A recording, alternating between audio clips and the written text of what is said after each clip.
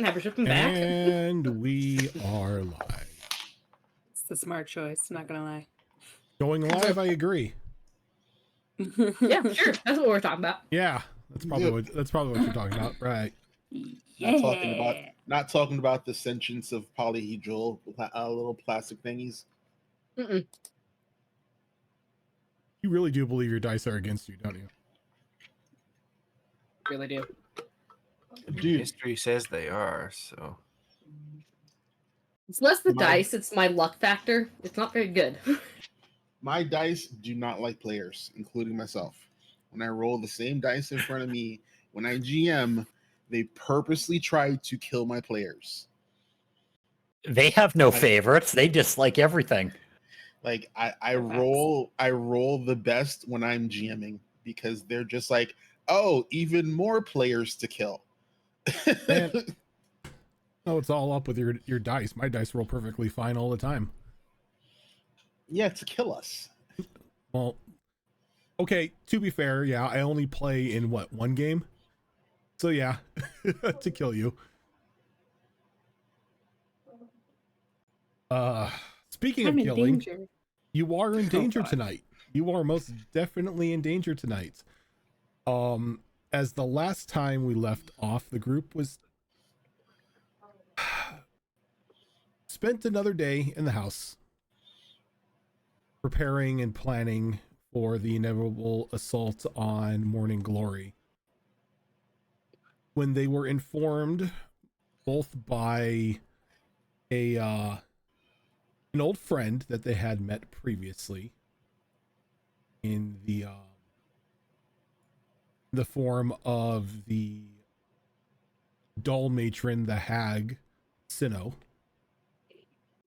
and also having it confirmed by Lisa and Den Mother that the eyes had been technically gathering at a black tower. A black tower that had popped up a while ago and had originally was originally planned to be destroyed by the Inquisition, but apparently that just didn't take, as instead of destroying the tower, the Inquisition took it over. But now it seems that the tower itself is under new management, as there is something at the top floor, something very large. And it seems to just be growing larger as these eyes keep returning with more and more souls from those that they capture outside. After a bit of discussion of how exactly you were going to get to this tower, some of you not really liking Sinnoh's option of imbuing your souls into some dolls so you would be able to walk the land as an undead and be untouched. I thought it was cool. I thought it was cool too, but I mean, a lot of us. y'all don't actually, just the wizards thought it was cool. Y'all hate hags. I mean, another option was possibly taking your carriage, though that could be a bit of time by the getting down to the Black Tower, given your current location. And then Nolani remembered that she had wishes that she can use, and having a bit of inner conversation with her adjoining twin soul, who adamantly agreed on the use of the wish to open a portal to, like, pretty much to the front door of the tower. You all pretty much seem to agree on that one, though, so you guys could get the wording down for your wish. We ended the session last week before the wish was spoken, giving you enough time to think up and plan what you are going to say, in hopes that Milani doesn't doom you with any sort of, well, here's a little, back door to your situation. And you assumed we didn't procrastinate. Oh, I had a feeling y'all were going to procrastinate. I mean, we've been playing D&D for how long together? I know all of us are a bunch of procrastinators, myself included. Yeah. But we are just going to go ahead and we're going to pick up where we left off just a few moments later as the group is standing around the observatory waiting for someone to speak the wish. As it doesn't have to be Nalani, as Nalani can grant wishes to other people.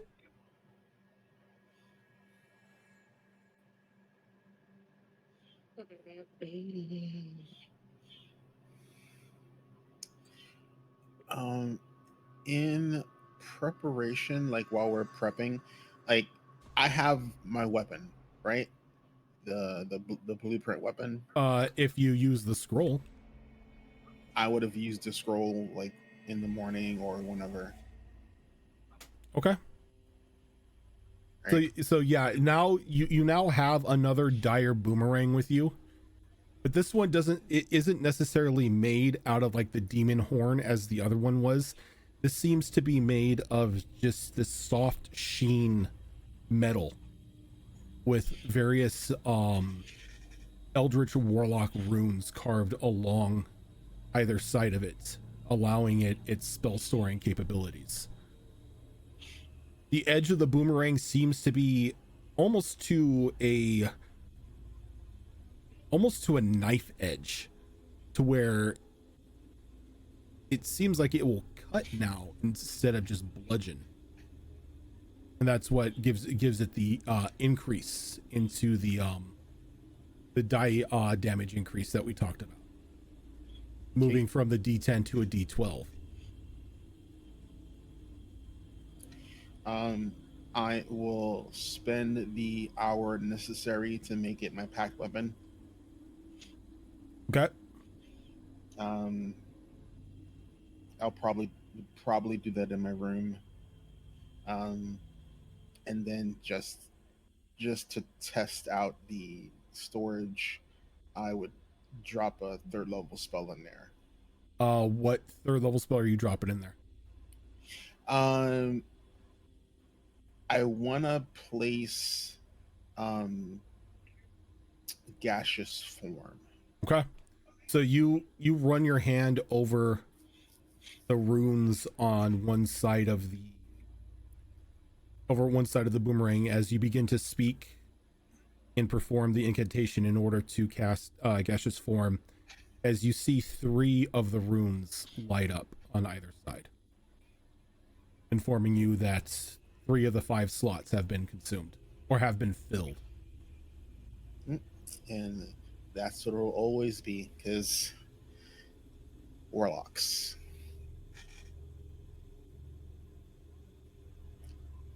Cool. Yeah. So it's pretty much, that's my morning until we're ready to leave.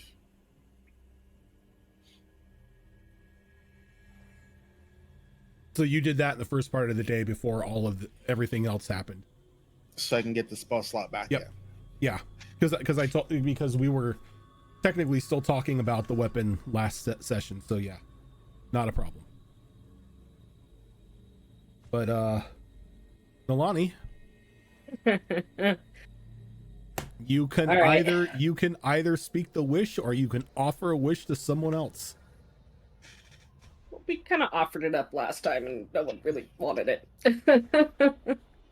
Well, let's be fair, Mia had enough. Nobody wanted it, and everybody said Mia wasn't allowed. So I think Mia said Mia wasn't allowed.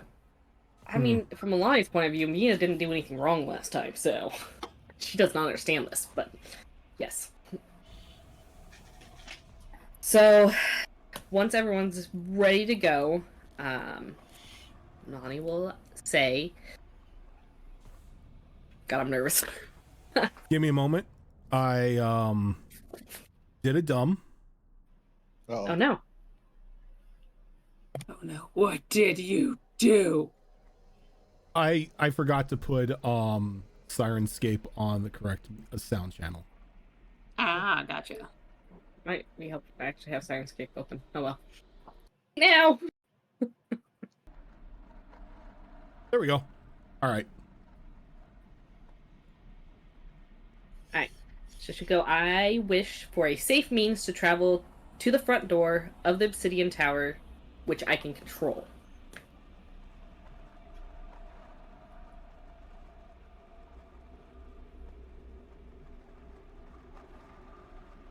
Okay.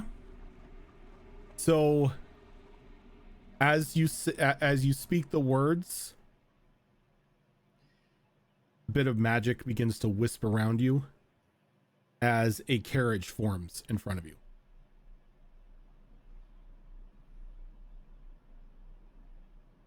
Okay. As it is a means to get to the front door that you can control. Alright. Though, Just gonna shrug. though upon further inspection, this is just a basic carriage. Oh, a bitch. We had one of those. Well, that didn't work. Because in her mind, that didn't work. As forget his name, your twin soul. Hi. Kai. He sort of like, wish for a portal.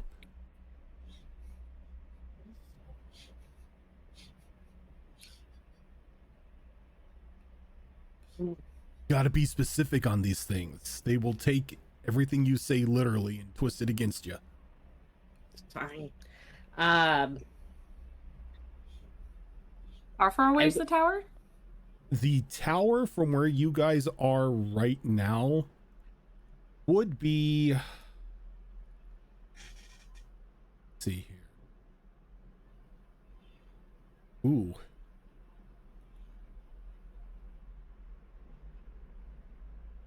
I realized I didn't have Roll20 open. Bad Zoro. Each square is a day. About a 6-day travel.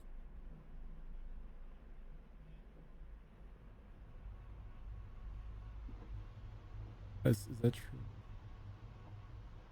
Oh, no, we halved it. That's right. It was half. Every 10 was a day. Yeah, because I remember you said from one end to the other. I can't remember if it It's was about by 2 like weeks. carriage or foot. It was 2 Foot. weeks. By Yeah. foot, it's 2 weeks. So Oh, yeah, okay. it's about a 3-day travel. If you hoof it. If you go That's not by terrible. carriage, it's about a day and a half. But you're risking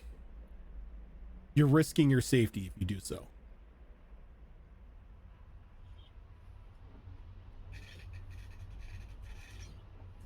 I mean, that's not terrible. The time, not the risking safety part. The time.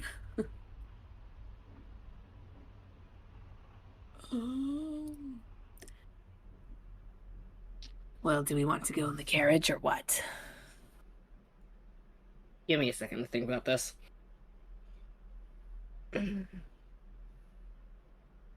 Well, it seems like we have more options to our options.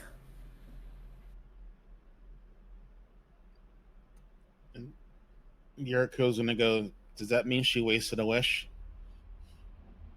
I believe so, yes.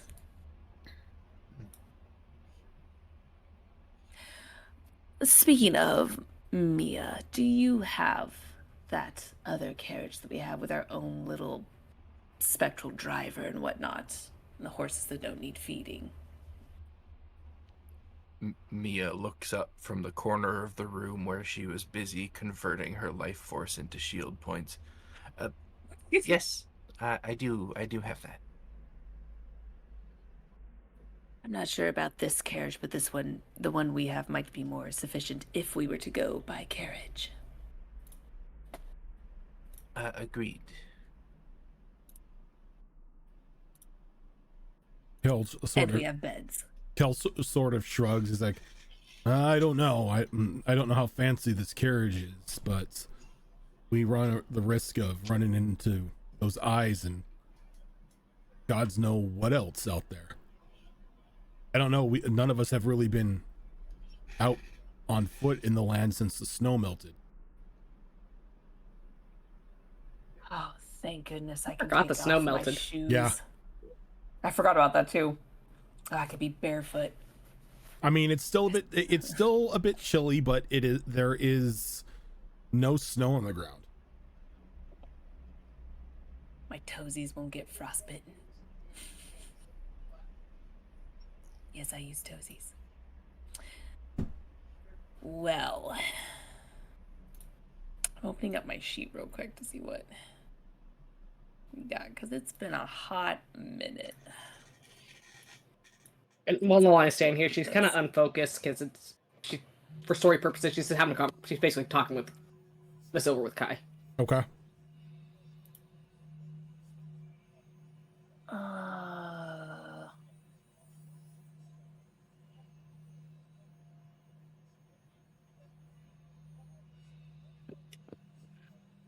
All right, let's try this again.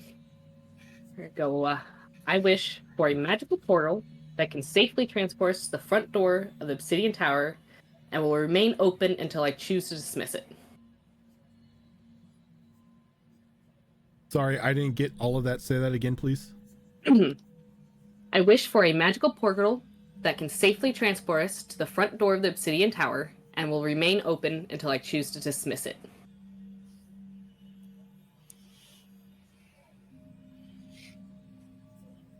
Bit of silence in the air for a moment as starting to swirl in front of you, swirl and crackle with arcane energy. The small tear in the fabric of the room begins to form as a medium-sized portal, enough to fit one person at a time, opens up in front of you. As you can see on the other side of this portal, probably about maybe 5 feet, a solid set of black double doors.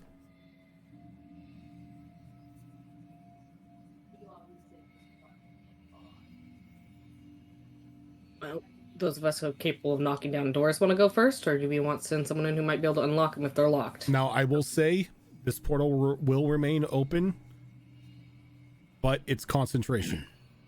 Mm-hmm.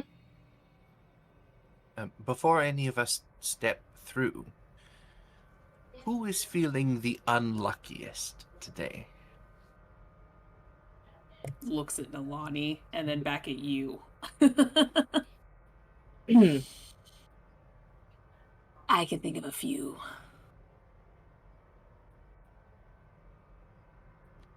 Well, I've done this to you before, Nalani, so why don't we do it again? Just a little magic to help bolster us should you fall. Alrighty.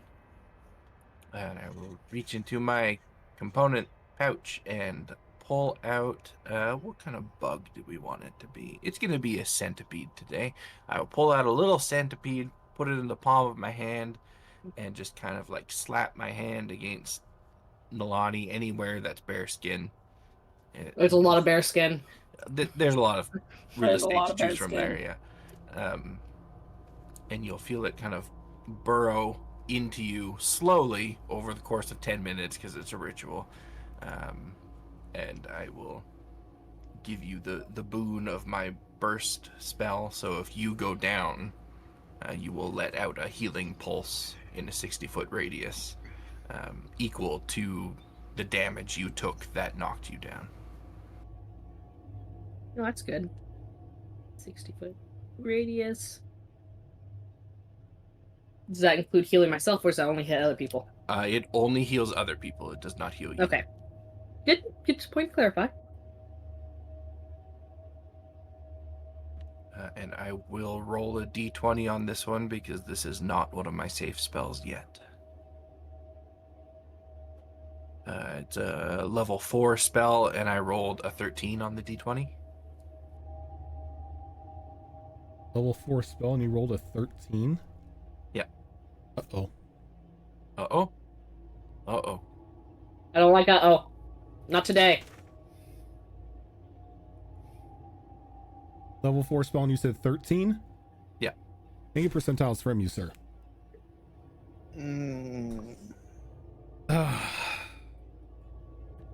Okay, it's a 74. A 74. Okay. Okay. Is excuse me. Is burst what you put up in? Is that what you put up in the In roll 20 there. Yeah. Okay, let's see.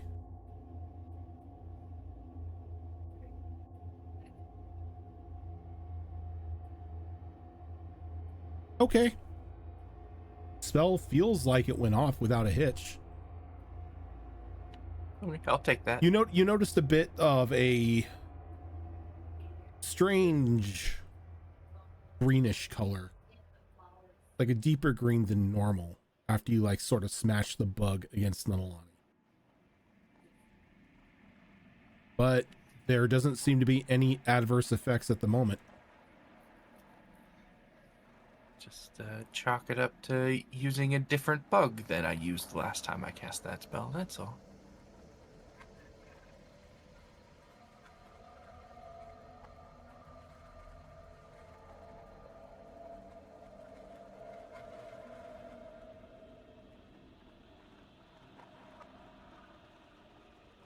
Well, I think I'm ready to go if everyone else is.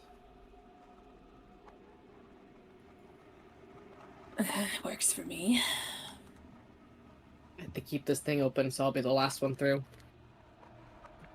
Oh, and also I used a first level and a second level to heal myself back up after converting the shield points, but that spell is a safe spell, so we're good on that. All right. Because you do it so often, I'm not surprised. Yeah. You'd either That's be the dead one or spell it I've works used by the now. most. Yep.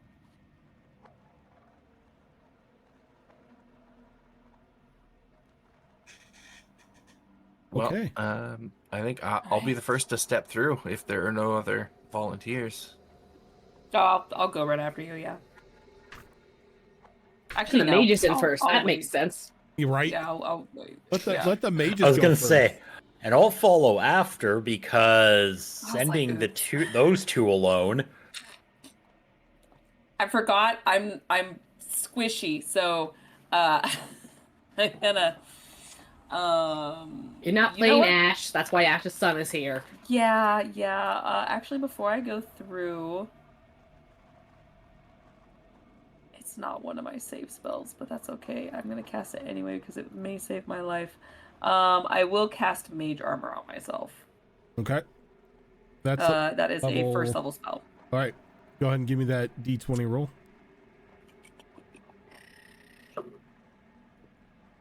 That is a 14. 14, you're good. Oh, wait a second. I was doing this completely wrong. Was I? No, I was doing it right. Never mind. Sorry, balancing the books in my head.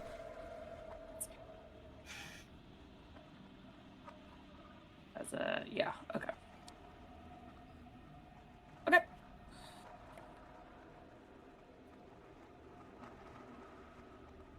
So yeah, I'll wait until Azure Claw goes, and then I'll kind of sort of wander after.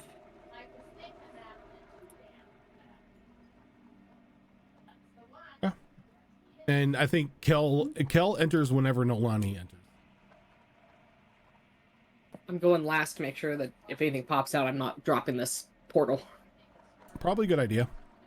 All right, so those of you who are coming through the portal first, which I believe is Kamek and Mia. And Azure Claw. And Azure Claw, I think, was going through too. Okay. Yes. As soon as Go like after your Azure Claw. as soon as your feet sort of hit the landing on the other side, you could just feel this air, this very familiar air of discomfort and unwilling control sort of around the area. Sort of specifically Mia sort of reminding you of your time down in those caves.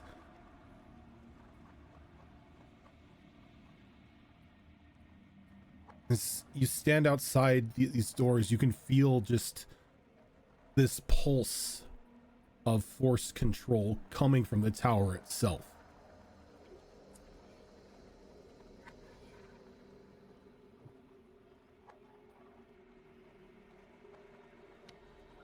This thing is here because of what we did, so it's only fair that we're the ones to take it down. Indeed.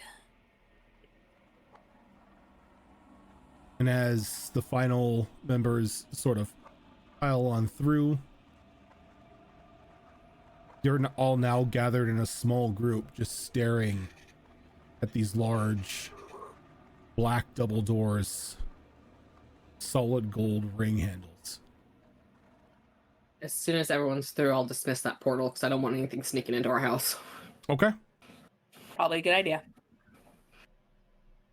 Now, the eyes haven't noticed you yet, but you all get the sinking suspicion that sooner rather than later will probably be a good time to get inside.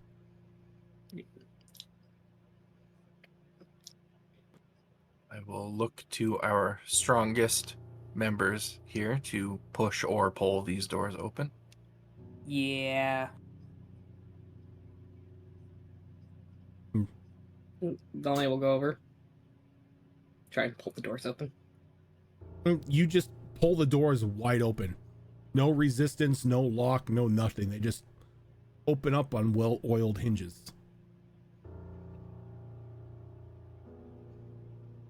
I guess when you have that amassed above, they're not worried about people sneaking in. Fair. I mean, who would want to sneak in? That and there's a pretty wide meadow here for everyone to... They can see him coming. And we go. Yes, the sooner we get in here and bring this thing down, the better. Agreed. Is it dark inside the tower, or is it... It's It's just to lighten it up. surprisingly well lit. Uh-huh. So And it's not a concern, and as I walk in, I want to activate my right of the dawn. Okay. I want to check before I set off something that's going to let off light. I have a... I'm going to take 3 hit points for activating that. Yeah. Here we go. So as you take those 3 hit points damage, Mm-hmm.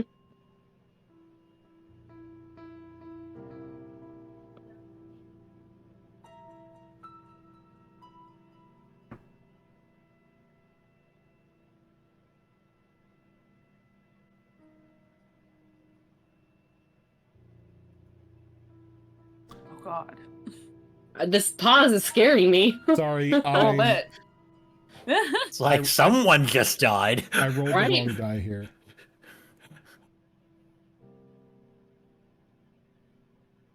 Gimmick. Virgin over here rolling some character. As soon as Nalani's right of the dawn goes off, and she does 3 hit points damage to herself, 3 hit points are ripped from you and heal Nalani. Oh, God. Don't do that again. Don't do what? Whatever you just did, I got slashed as well. Or look over at me. Is it supposed to do that?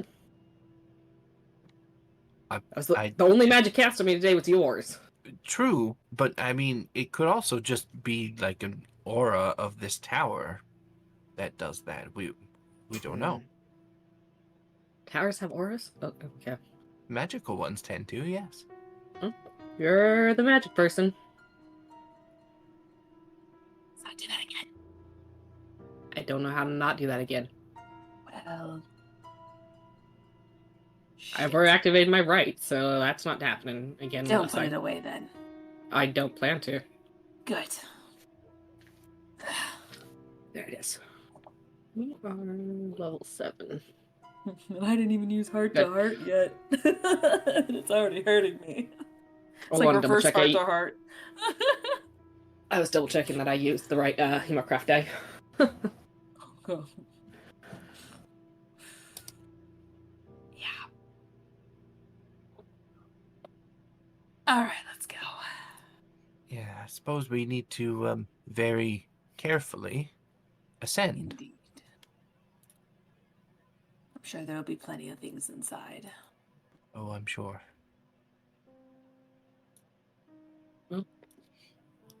I can take the lead. How many, are we on a floor? Do we see stairs? So, as you enter into the tower, like the ground level floor of the tower, door shut behind you, Milani activates their right.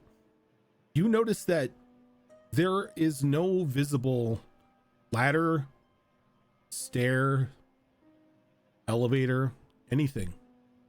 Looking up, you don't even see a second floor of this tower. So what you do see in the center of the room is a pale white pedestal with a singular rune carved into it.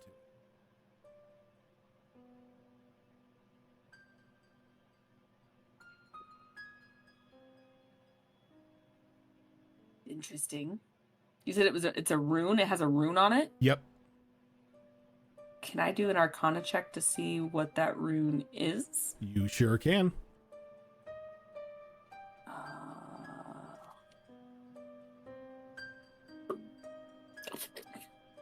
This is not where I want to nap 20. Maybe. I don't know. 28. So you look at it, and the rune itself is a goblinoid rune.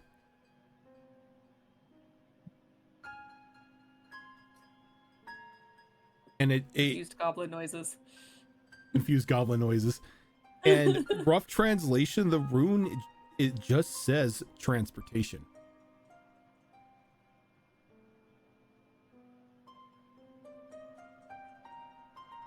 A teleportation rune. Interesting.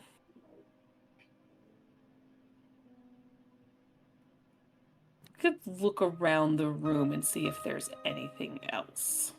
There are a few discarded crates, some broken down chairs and a table. A very old worn cupboard tucked away in one corner, looks like it's been gnawed on by both termites and rats. If you didn't know any better, this looks like somebody just used this area as forgotten storage.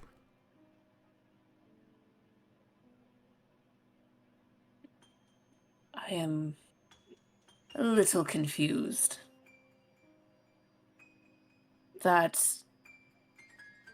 rune is of goblin make.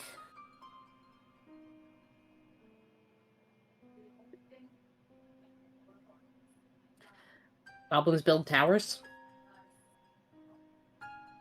Not in centuries. Now we just burrow.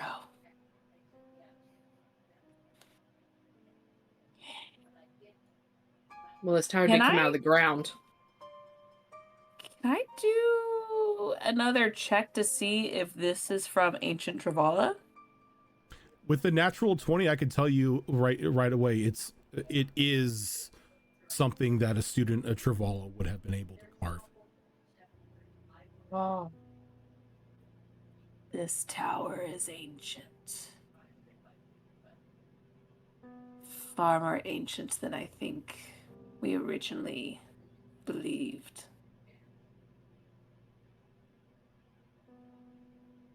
And yet the portal is here.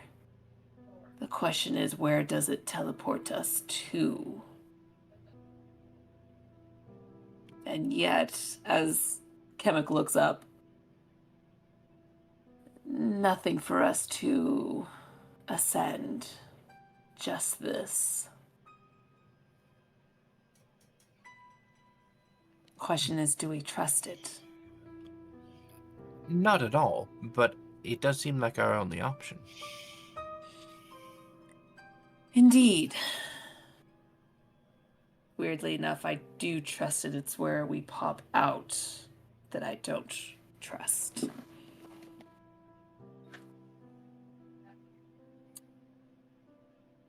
Is it a one at a time thing, or do you think we could all go at once? With the pedestal, does it look like it's a wider pedestal or just like a one person at a time sort of situation? The pedestal is about 3.5 feet up. It goes about up 3.5 feet, and it looks like it has enough space for multiple people to place their hands on the pedestal itself. We could all do it at a time, it looks like.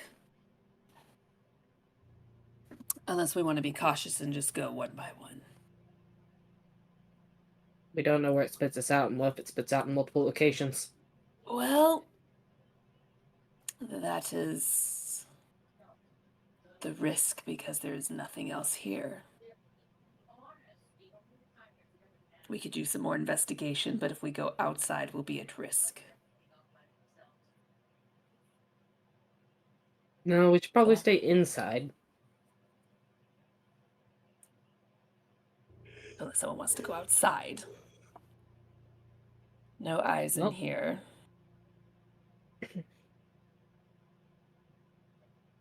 Kel sort of like steps forward. Well, I can try it. Sort of good luck when it comes to magic stuff. Sort of just walks up and touches his hands to it. And then there's just like a flash of like bright red light and he vanishes from the room. I mean, how are we supposed to know that worked? That's the downside. Unless there is a way for him to touch it again and come back. Which he didn't give me a chance to say. We don't know. Well, you know, we're just going to shrug and tap the pedestal as well. All right, Nalani, can you give me a percentile roll, please?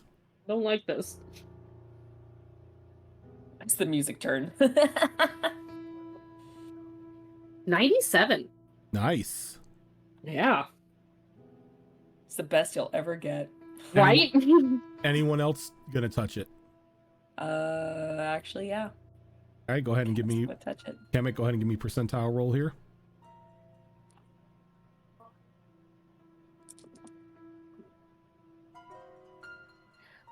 Okay, 84.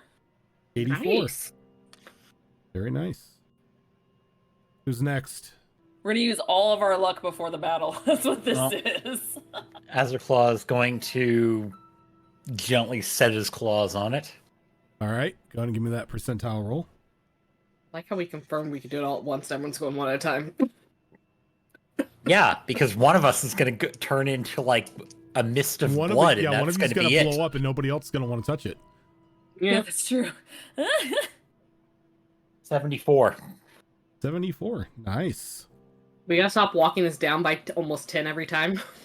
It's gonna get Considering that dangerous. was me in percentiles, that was amazing. It was amazing. Mia? Yuriko? After you. Trying to convince Yuriko to touch it, that's glorious. Fun staying here by yourself?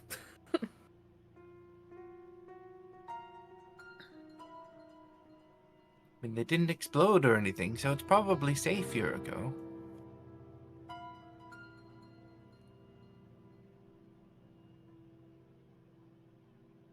He's probably thinking.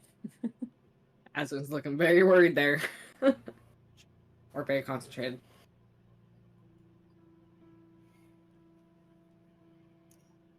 Trying to make a decision, I think. Yeah. What you thinking about, Az?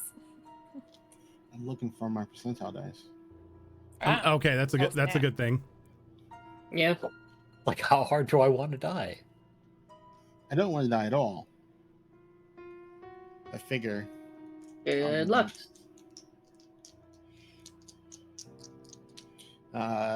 So before I touch this thing, I manifest my dire boomerang, and whoever's left, when they see the boomerang I pull out, it is obviously not the one she's been using forever. I think at that point in time, it's only Mia. Yep. She just puts it down on the ground with a very loud clang, and then she touches the pedestal. Oh, that's not good. No, don't say that. 33. 30. It not potentially be terrible. I mean, I thought it was going to Okay. be single digits after that statement. Potentially. And then Mia. There Yes, was only one. there was only one. And this one understands teleportation magic, and that generally, you have a destination in mind. So before touching the pedestal, she's going to think about the top of the tower as her intended destination, and then she'll touch it. Okay. You don't want of. 57. 57. Okay. So, as all of you one by one touch the small runic cylinder in the center of the room, you are whisked away, and you can feel yourselves both spiritually and physically being whipped through the aether current of magic around this tower as you bypass hundreds of other floors. Though some of you arrive at the top before others. Milani, Emic, Azure Claw, and Mia. One after another, you appear with each other in rapid succession.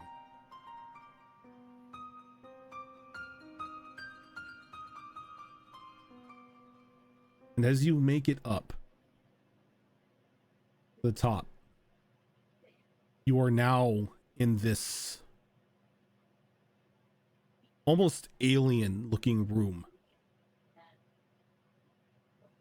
Red decorative markings cover the floor, somewhat smeared and spattered in wetness, almost looking like a dried stain was haphazardly washed up along the stone surface.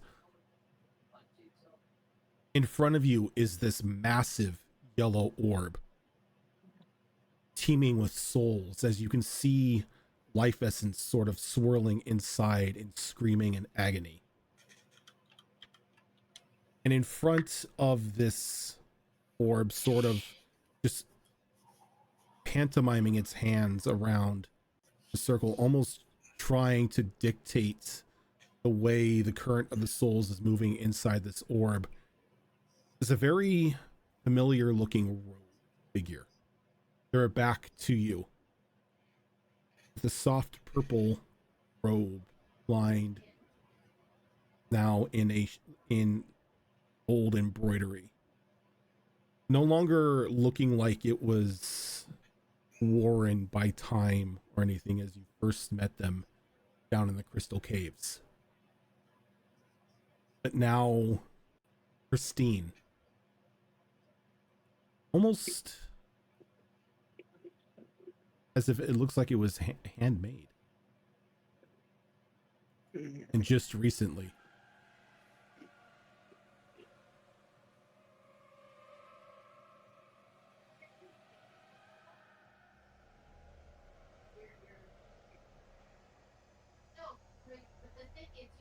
I have to ask, where's Kel? Kel's not there right now. Okay.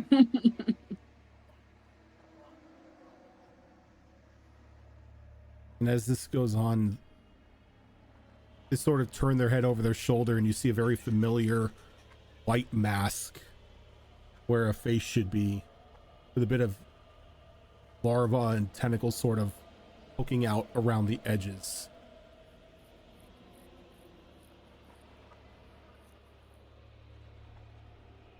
He did warn me someone would be coming. Did not expect it would be you, Mia. Admittedly, I didn't expect to see you here.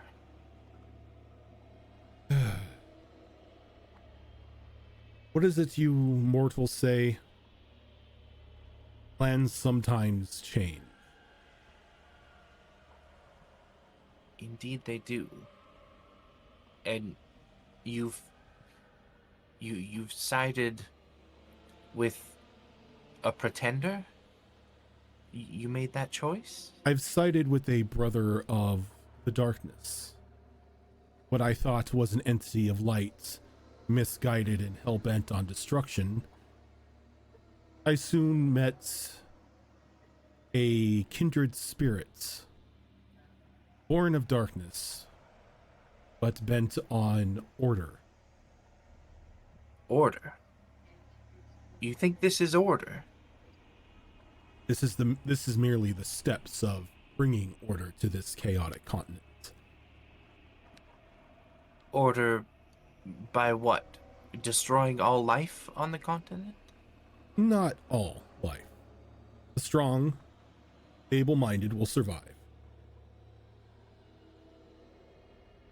And from that, the survivors will build a new society, embracing not only the darkness, but the wholehearted order it brings. I think the survivors were perfectly happy with the society they had before you and your ilk got involved.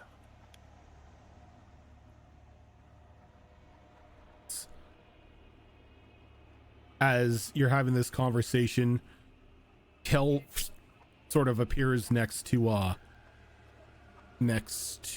Nalani, a little cut up, a little confused for a moment, and he's like, okay, I'm not doing that again. Glad to have you with us. Yuriko, can you take 6 points of damage?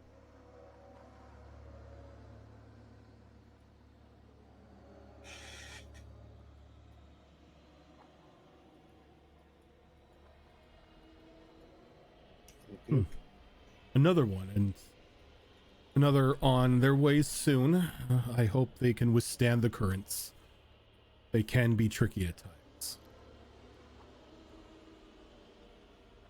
So now that you are here, Mia, what is it that you plan to do?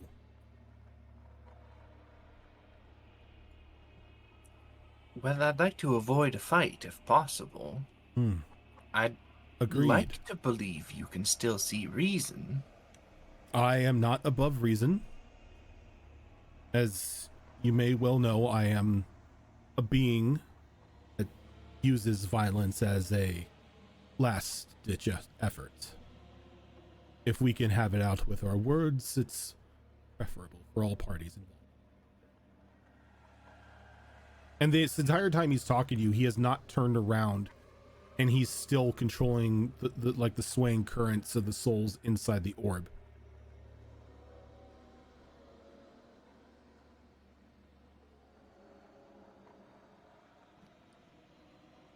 You have to see that what you're doing is just creating more chaos and more imbalance in the world.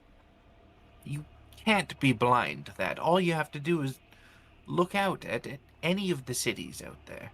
Look at what's happening in Morning Glory. That is not balance. To that we can agree.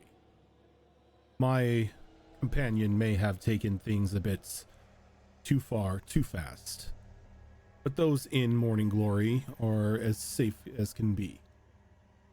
Be it with fear and misdirection, but safe nonetheless.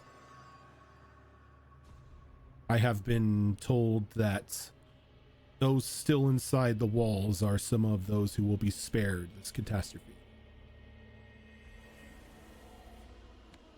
A catastrophe of your doing. It doesn't have to be this way. In order to bring specific order to this land in unfortunate things. Certain happenings as of late have forced our hand to move quicker than we originally planned. And what are these happenings? What is forcing your hand? Well, I have never been one to shy away from the truth. The birth of the true light. Actual light this time. Not my companion's false light.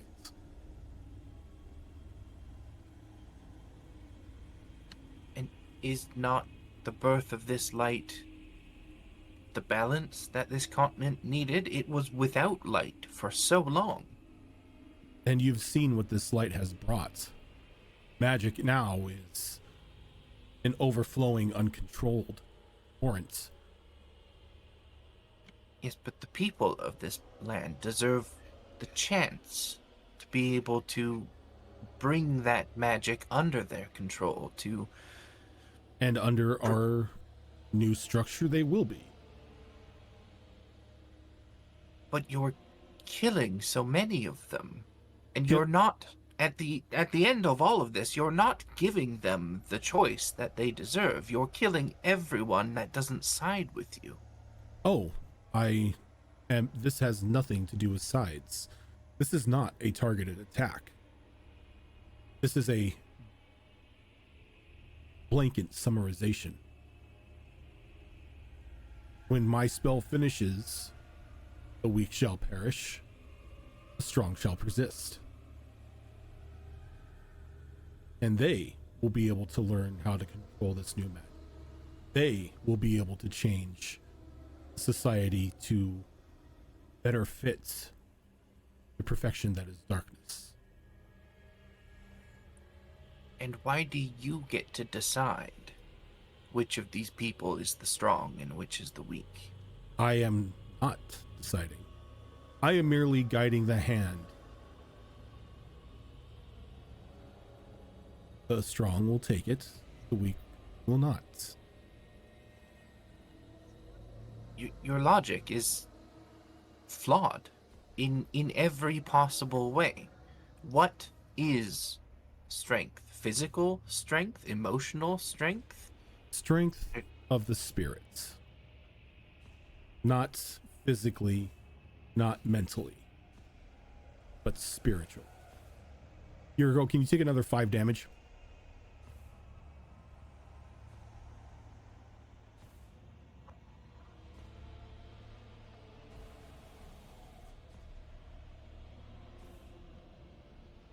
This can't be allowed to continue. I don't think we have to fight, but if you're not going to put a stop to this, then we have to try.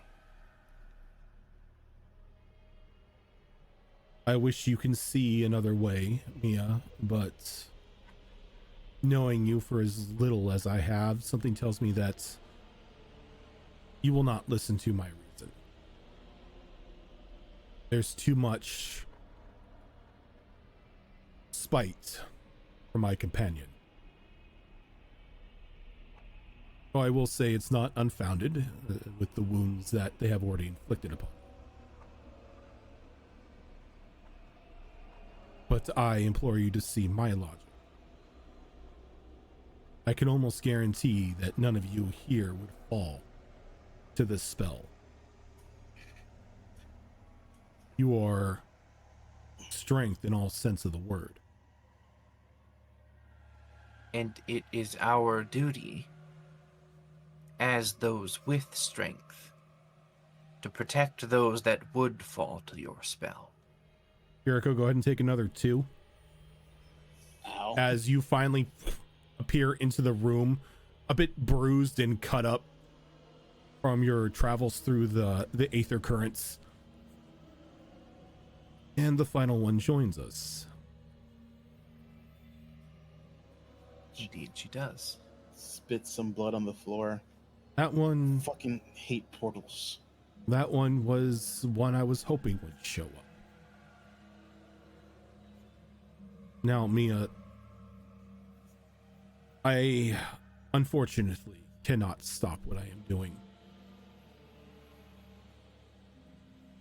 But you know I detest violence.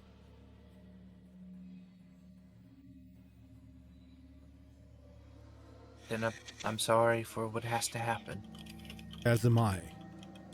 As he sort of like looks over his shoulders like, you may take it from here. And then off about probably about 5 feet from him, this large demonic being sort of shimmers into view, previously clouded by an invisibility spell. As he steps forward, this large hulking mass of muscle, flames sort of spurting out from small scars all over his body. His eyes, just these flaming pillars of red. And it's got one very large horn that sort of curves back. And then another one on the side. And a shattered horn on the front.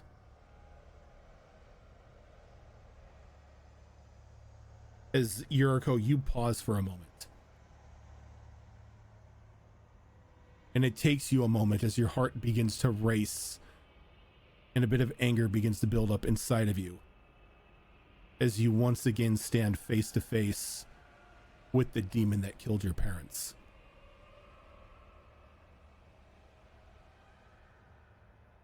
Okay, it's initiative. And I'm going to take you to a map.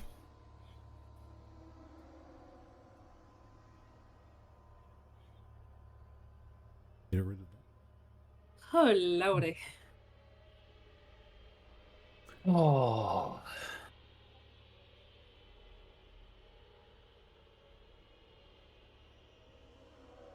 Oh, lordy.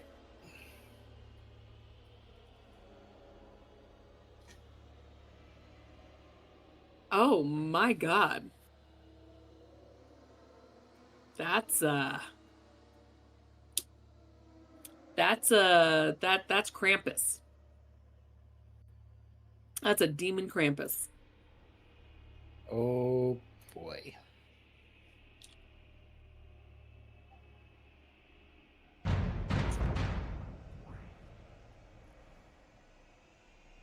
Shit just got real music.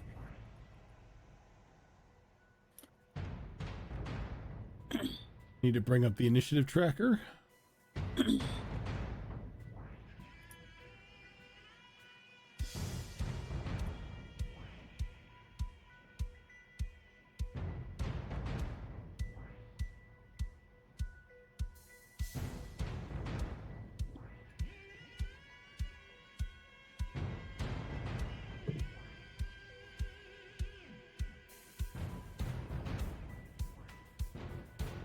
All right.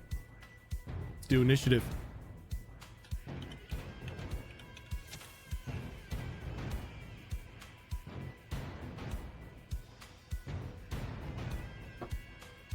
Absolutely the best initiative roll I've ever had. Hey.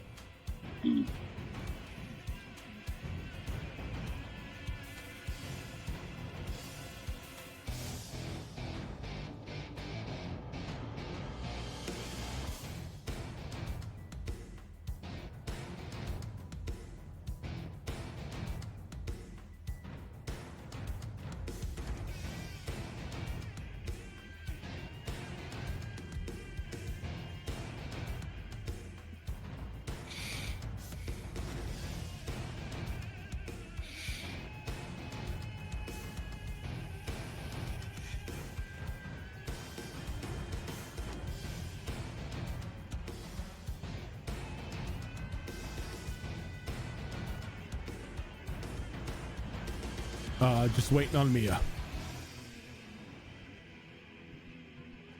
My bad. Initiative. I can do that.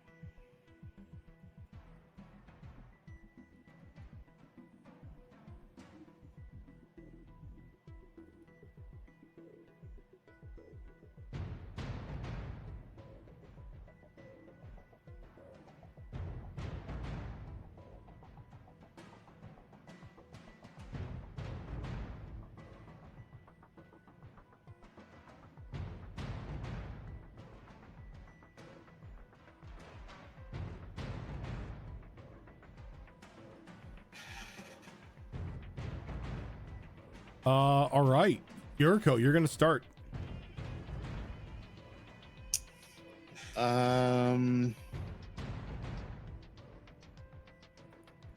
see. So she is going to.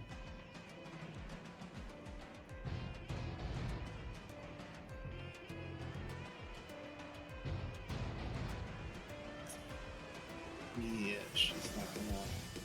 She's gonna bonus action hex the demon.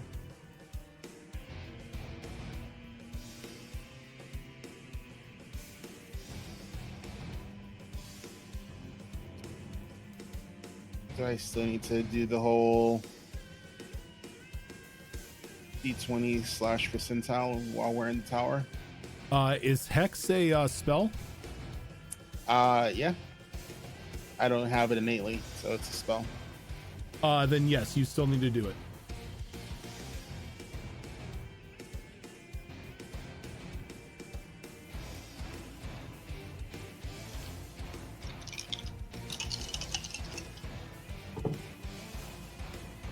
Uh, 16 and 85. And then Hex's first level. Okay, yeah, you only need to roll the percentiles if you fail it. You didn't fail that, so you're fine. All right. And then my action is let's see. Oh, I finally have. So let's see. It's gonna be 2 swings. You moving up to attack it? This doesn't have the return on it. Oh fuck, that's right. I gotta. Yep. I'm gonna have to move to him. Okay. Let's see. So.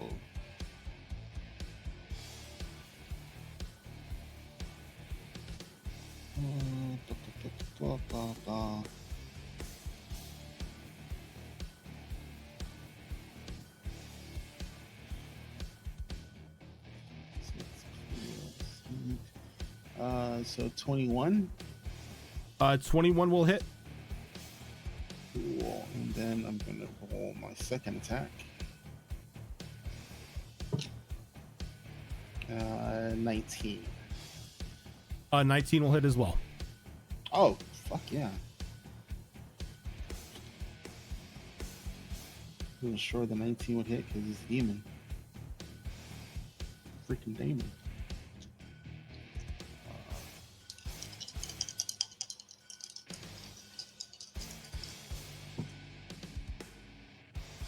Okay, so that is 15 slashing from the first one and 10 slashing from the second attack. All right, can give me a second it is here. Magical. You said 15 and 10. Yeah.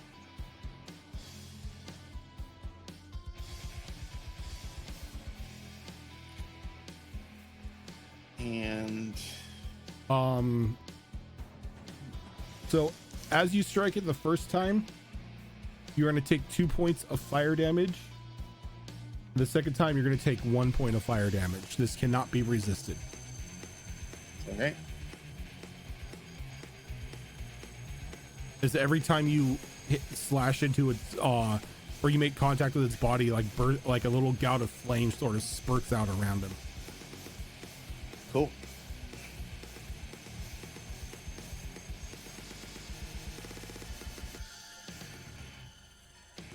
I look at him and I tell him in Infernal, I'm gonna add the other 2 horns to my collection. He kind of smiles and looks down at you. Or I'll just add your soul to my collection of your parents. Oh, how they scream every day for you. Little sweet, mainly pathetic.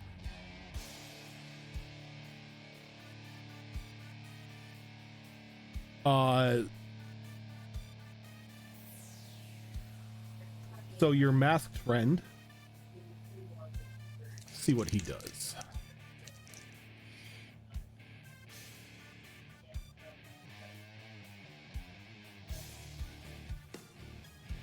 Can I get everyone to roll me dexterity saving throw?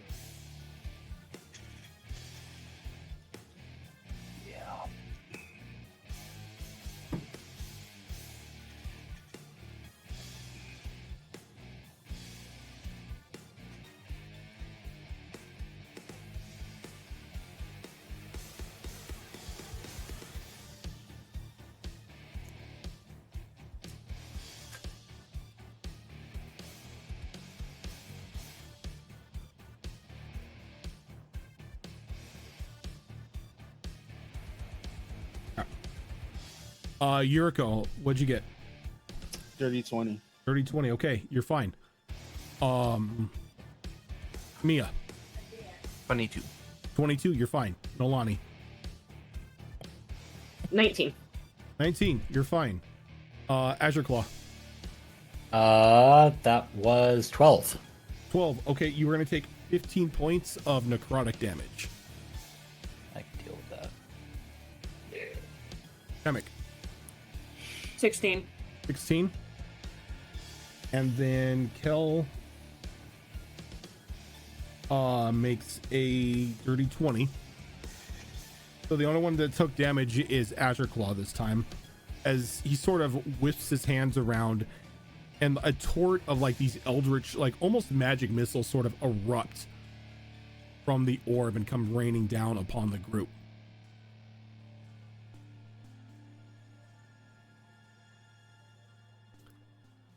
Nolani. Okay. What should we do here? Anything where I can move? Okay, so 1, 2, 3.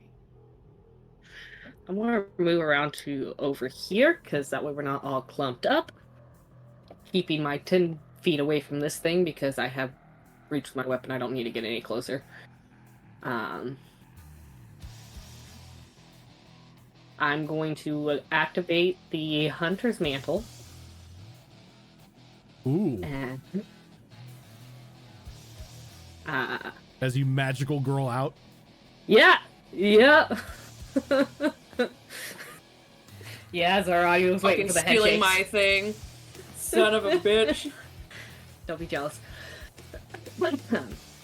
And as you activate the mantle, the your pole arm sort of vanishes, and in place in your hands is now just this dire greatsword. Take that, bitch. Wait, no, you're on my side. Damn it. Dire greatsword? Don't know what a dire greatsword is. Do I have to get closer than to hit? Yes, you do. Okay, that's fine. That's fine. She'll step in and she's just going to give that dire greatsword a try. Okay. I don't know what to add to my roll, but I'll roll. Just your strength and +2. Break the +2. Okay. Well, that's good. Do I need to pull up the stat as Ash so I can know what 23. to tell her? I'm sorry, it's +1. It's +1 right now. Oh. 22. So 22 still hits. Okay. What kind of damage does this thing do?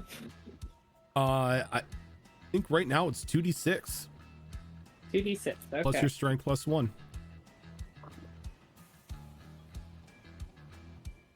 6, 10, 11. 11 points of damage. Yep. Okay, and as this happens, another burst of flame happens out. Both Nolani and Rose are going to take 3 points of fire damage. Jericho. Yuriko, my bad. But Nolani, you don't have to take the damage. Oh. Crap. As the 3 points of damage will be pulled from Azure Claw. I'm Okay. fine with this. Is my right still active on this blade? No, your right is not active on this blade. Okay, that's what I thought.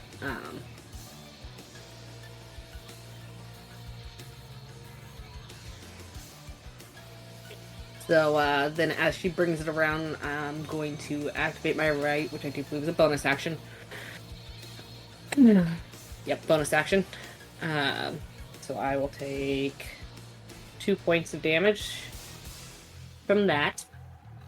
That will be pulled from Yuriko.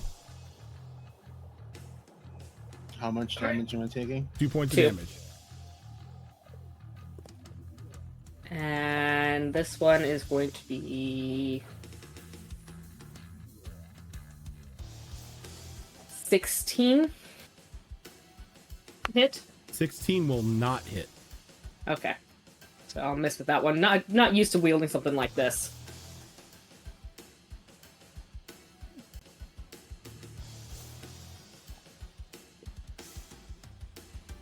Kemek. Now it's my turn.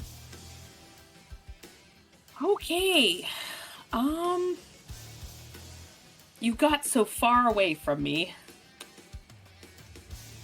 I was trying to unclump. I'm sorry. I know. You know how we feel about clumps.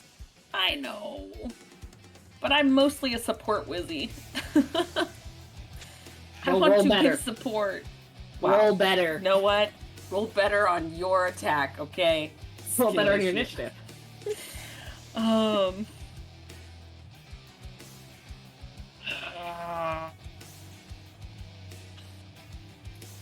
That kind of changes everything I was gonna do. Welcome to being a wizard.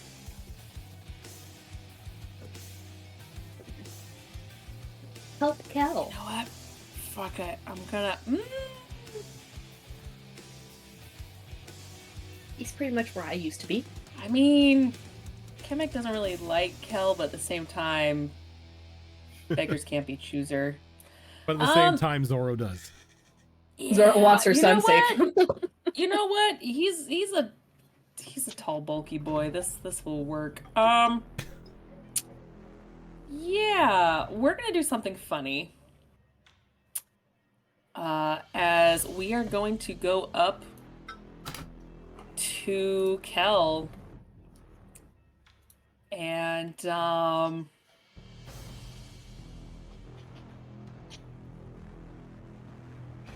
it's gonna be like, just hit really hard, you big ape. As Kemek is going to cast Enlarge on Kel. Oh no. Nice. Nice. I was gonna do it on Nalani, but Nalani's too far, and Kemek ain't gonna go all the way over there, so... Fair. No offense, Azure Claw, you just go to medium, so... No, I'm medium. He He is medium. He's just a larger I need medium. something taller. I'm a small medium. It's true. Hey, look, You Kel are can now what do the smashy damage. Starbucks Like, call a tall. now Sounds Kel like can one do of- smashy sounds like damage one like of Ash those did. specialty sizes from JCPenney. Yes. I was like, yeah, gonna cast Enlarge on him, which also means he his weapons do a bit more damage, and he has advantage on all strength checks and saving throws. Okay.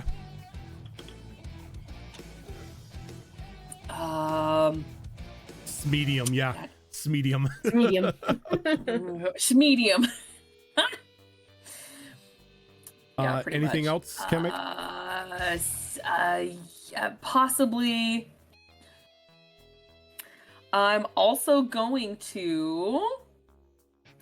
Might as well, because he's a big boy now.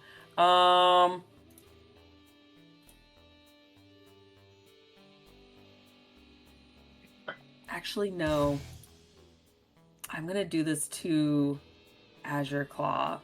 I am gonna go ahead and spin my pocket watch and activate my timepiece. I'm gonna touch you, Azure Claw. For the next minute, your AC has increased by 2. That's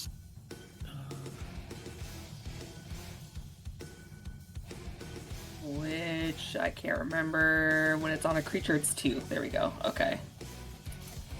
As yes, your AC is up by 2 now. And because Goblin going to stand back. Because Goblin and shorts. Short. Although funny enough, I haven't had a chance to use my racial stuff yet because I usually hide behind stuff. So who knows? This actually,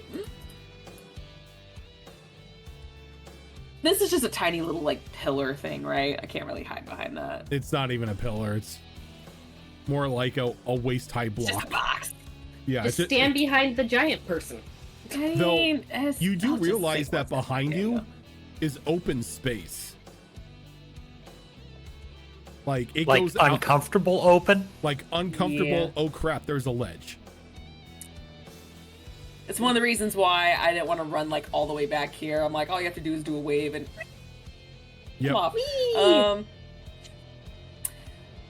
We were going to a tower. I prepped Featherfall just in case. But not today. That's it. That's. Okay. I'm a preppy wizard. All right, Mia.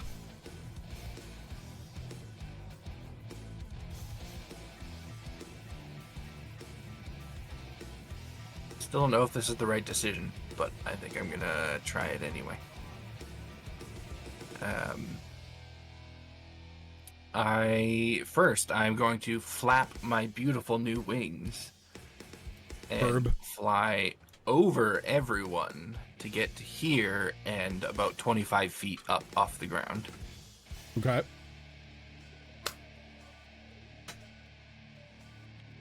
A little marker on myself there, so I remember that I'm floating. And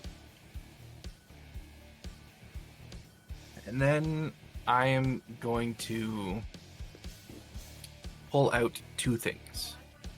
First, I'm going to pull out a blue mana crystal. And second, I'm going to pull out the Etrin book. Okay. Go on. And I'm basically going to take myself out of the fight for the next minute, because this spell that I'm going to begin casting takes a minute to cast. But I'm going to hold the crystal aloft, and I'm going to direct my spell towards our masked friend and begin casting imprisonment. The minimus containment version of imprisonment. And what level spell is that? That is a 9th level spell. All right. I'm going to attempt, assuming this casting finishes, I'm going to attempt to put him right back into one of the crystals that we found him in. Okay. So I will tell you right now, at a 9th level spell, what level can you cast at right now? That's a good question. 4 Not is the very highest high. we can do. 4? Yeah, 4th level. All right. So every round, I am going to need you to make increasing DC checks of intelligence saving throws. Okay, intelligence saves are the one thing I'm good at. Like the one and only thing that I'm good at. So hopefully this works out. It's a huge gamble, but I just gotta shove this guy back into the thing that we found him in. This is going all kinds of wrong right now. So yeah, for the next minute, I'm just casting that spell. Okay.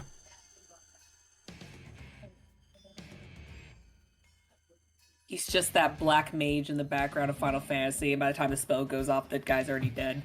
Or they, Yeah, I they get nuked started- because they stood in they continued to stand in the fire because they didn't want to lose any uptime. I'm the black mage at the back that has started casting Limit Break, but then everyone else ends the fight before that casting finishes. Right? Okay. Does this have verbal components to it, or is it just It semantic? does have verbal components. Okay. Yeah. Well, luckily for you, Rose is still alive. Not Rose, Yuriko is still alive. As Yuriko, you have this demon's full attention.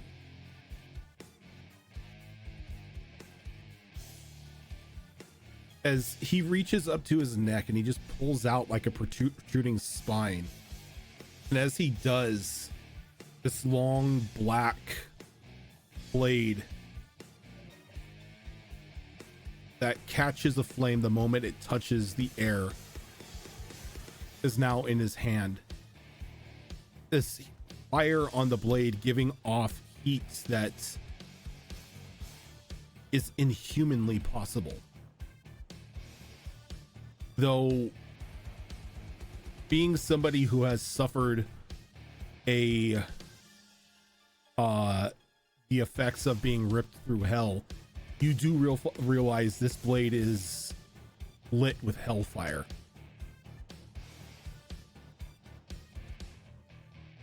And he's gonna make 2 quick attacks against Yuriko.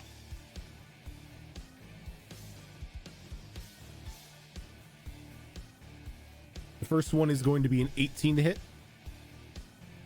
You're muted. My AC is 19. 19. All right, and so the second one will hit with a 19. No, I use a reaction and I invoke shield from my shield ring. Very Burn nice. a charge. Very nice. As you go to, as that blade looks like it's about to bite in, the shield raises up and protects you, as you can just feel the licks of flame just kind of like brushing against your skin and just like leaving just a bit of a singe on it. PTSD is kicking in. Well, now Big McStronghuge over here is gonna pull out his twin blades, and as he does, he kind of snaps and he points at the big guy as he tags him as his slayer's prey. He's gonna go in and he's gonna make 2 attacks of his own. Is that a Dampier thing? Monster Hunter Ranger.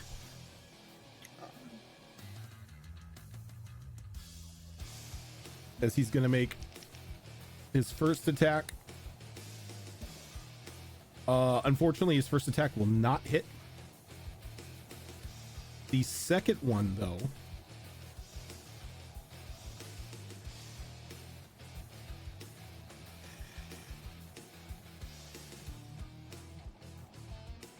let me see if I have this correct.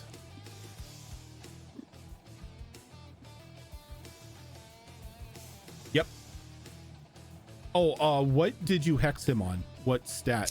It's strength checks. Strength. Okay, perfect. As he's going to use a disarming attack.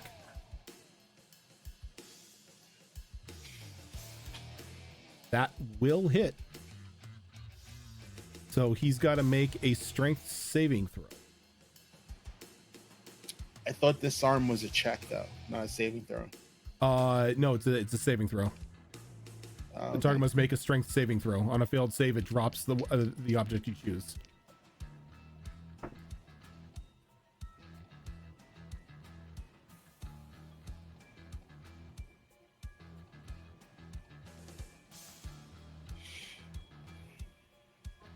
Ooh. Nice. So he fails the strength saving throw as that hellfire blade is knocked from his hand.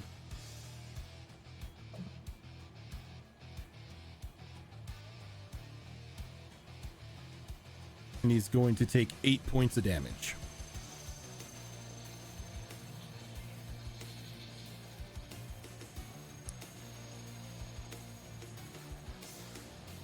So as he takes the 8 points of damage, everybody around him is going to take 4 fire damage.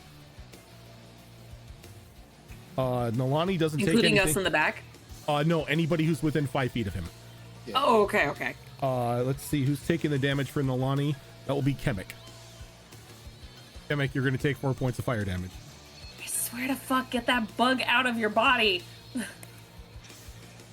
don't know how. It's alright, it's there for the next 8 hours.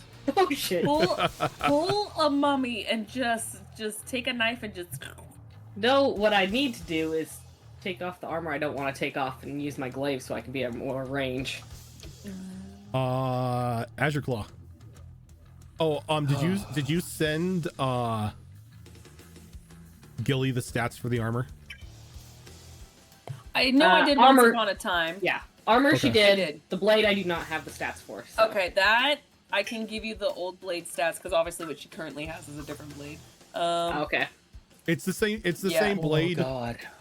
Just Oh, it minus does something curse. drastically different. Yep, it, just it minus actually curse. does. Well, no, because my new blade can split into two and do necrotic and radiant damage. This one does not split. Nope. No, this is the classic blade. This isn't the. Yeah. This isn't So let me- Ash's sword. Yeah, so let me grab that one real quick. Yep. Thank you. Azure Claw, you are up. I possibly am about to do something ridiculously stupid, and I'm okay with this. Yeah. Do it. As the DM, I fully endorse stupidity. Good, because you get a lot. Okay, because I have a good idea where that weapon is sitting. Oh my god, are you gonna grab his blade? Oh Jesus. You assume I'm going to do something else, Beat him with his own blade. because it's going to be right in front of him, and I am going to snatch the blade away. Okay. And since it is disarmed, is currently on the ground, you are free to pick it up. That blade, though, because of the size difference, is going to be a two-hander for you, but you can wield it. So on your initial touching of the blade, I do need a Constitution saving throw. Okay, yeah, I'm actually not going to wield it. I'm just taking it away Oh, okay. because I already have a holster for a greatsword on my back. Okay. So it's just going to hook into there, and I'm wielding the Jin blade. But con save. Con save of. That's not horrible. That's a 17. Okay. So you are able to pick up the blade and withstand the heat from the hellfire. Neat. Mine now. And as you pick it up, can I get a wisdom check? Wisdom check. Okay. 19. 19. And as you hold the blade in your hands for a moment, you feel yourself dominate the essence inside the blade, claiming it as your own. And if you wish, you can take and you can just pretty much turn the fire off on the blade. Tiny mine now.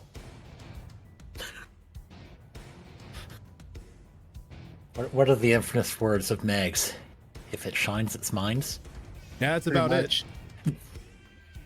And now I'm going to hit him with a cold enchanted Jin blade. Ouch.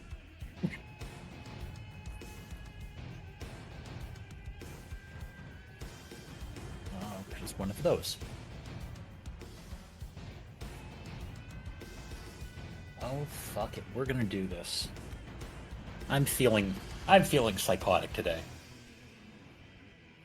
That is. Okay, so I only get +5 to hit.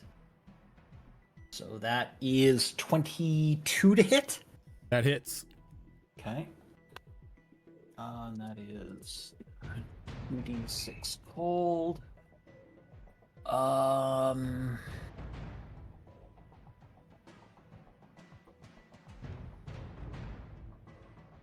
Yeah. And I'm going to burn a superiority dice. For a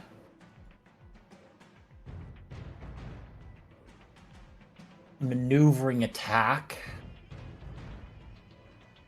Who do I want to move? Who wants to move? Who wants to move?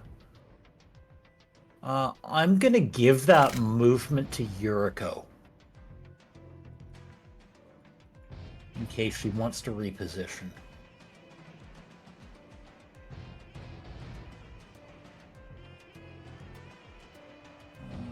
Yeah, hold plus 10. Sorry, a lot of math. Heck. I get to roll those. Okay, that's good. 9, 14.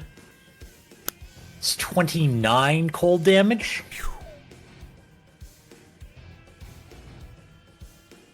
Okay. And do I get a second swing on this? Do you? Yeah, I do. It's not going to be great. It's going to be a 14 to hit. 14 isn't going to hit. Okay, okay.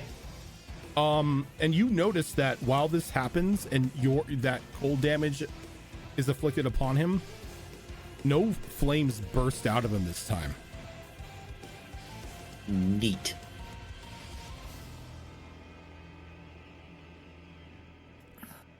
Yuriko, you were given the opportunity to maneuver, if you wish, half your movement speed.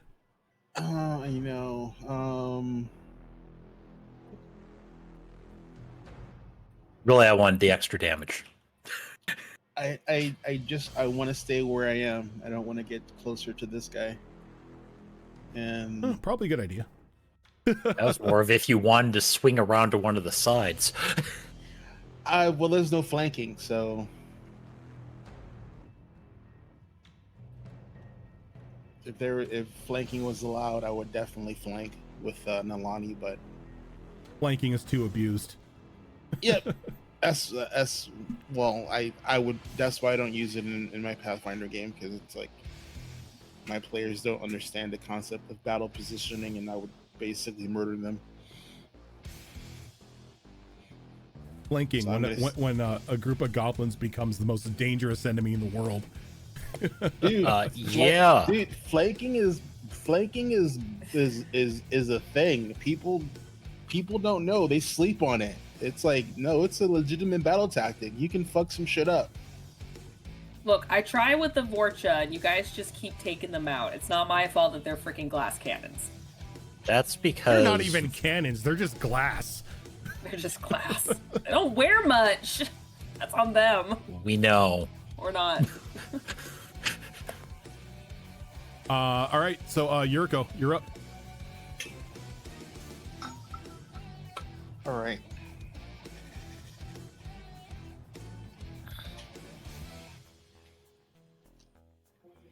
So I'm gonna attack, and I'm going to attempt a tripping attack. Ooh. This poor guy's got 3 battle masters around him. That's his fault. He started this. So I'm gonna burn a superiority die. Disarmed, weapon taken, about to be tripped. It's like, fighters are just bullies. We like to bully. Oh, and for the record, Kel is a level 11 ranger, level 3 fighter. Oh, damn. Yeah, that makes sense. Plus 5. I'm glad we Dirty brought 20 him. to hit. Dirty 20 will hit. Okay. And then I use. What kind of bullshit does he have to make? He just has to make a strength check against my EC, which is not as good as everyone else's because I'm multi-classed. Give me a second.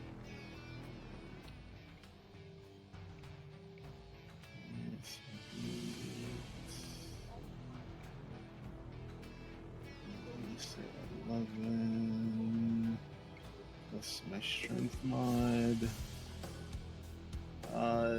DC 15. He Not fails with a nat impossible. 1. What? So your tripping attack knocks this boy prone.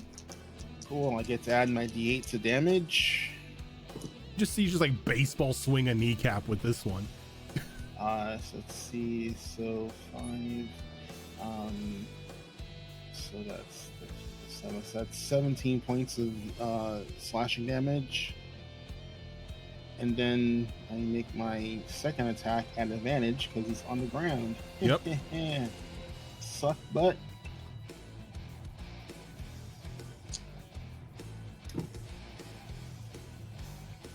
+5. And that's a 21 to hit. 21 will hit.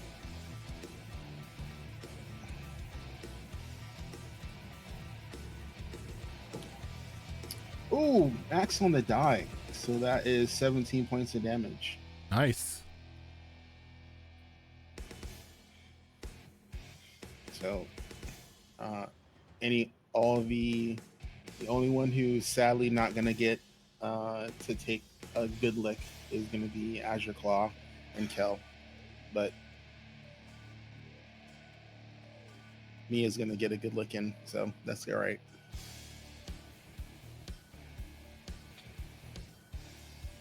Give me a second here.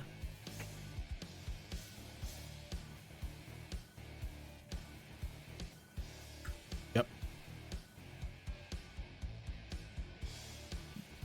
So, Mia, as you're standing there and you're casting, he sort of stops waving one hand and he looks at you. As you can see, he pulls a bit of like the soul energy out from the orb, letting it course through his body and run and like shoot out of his finger. As he goes to cast Finger of Death. Bruh, if I was level 12, I'd be like, no! Damn it! I can't cast it on you. I can't. Though, That's, because you have a boy here who is level 11 monster hunter. He's gonna like pretty much click his tongue and go no. As he uses Magic User's Nemesis. What is that? At level 11, you gain the ability to thwart someone else's magic. When you see a creature casting a spell or teleporting within 60 feet of you, you can use a reaction to try to magically foil it. Damn! They have as a reaction, as an inert ability, a counter spell. Wizard killer. What type of is this Monster Hunter? This is Monster Hunter. Oh, Monster Hunter Jesus. Ranger is busted. Yeah. Man, Nalani, if you don't bang this boy, I will. I'm not gonna lie, I was gonna say the same, but I was like, wait a minute. He's got to make a wisdom save to see if the spell goes through, but he's trying to interrupt it. It unfortunately does not go through. Oh. As there was a natural 19 on the die, which beats Hell's DC. Oh. Though I Good was like, try, though. I was reading up on Monster Hunter and I'm like, okay, I know what I'm going, like if I ever play Toka, I know what I'm making him. Yeah. All right, I need a Constitution saving throw. Yeah. It's a good number on the die. That's going to be 21. Ooh, okay. That will save, so you're only taking half.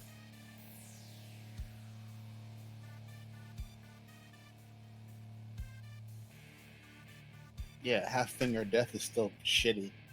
It still hurts, yes. That hurts.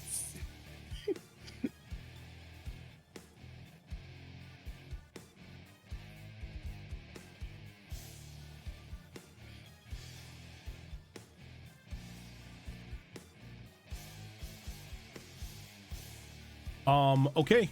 So that would have been a total of 60 necrotic damage, so you're only taking 30. And as soon as that damage makes contact with me, my Aegis shield gobbles up all that damage.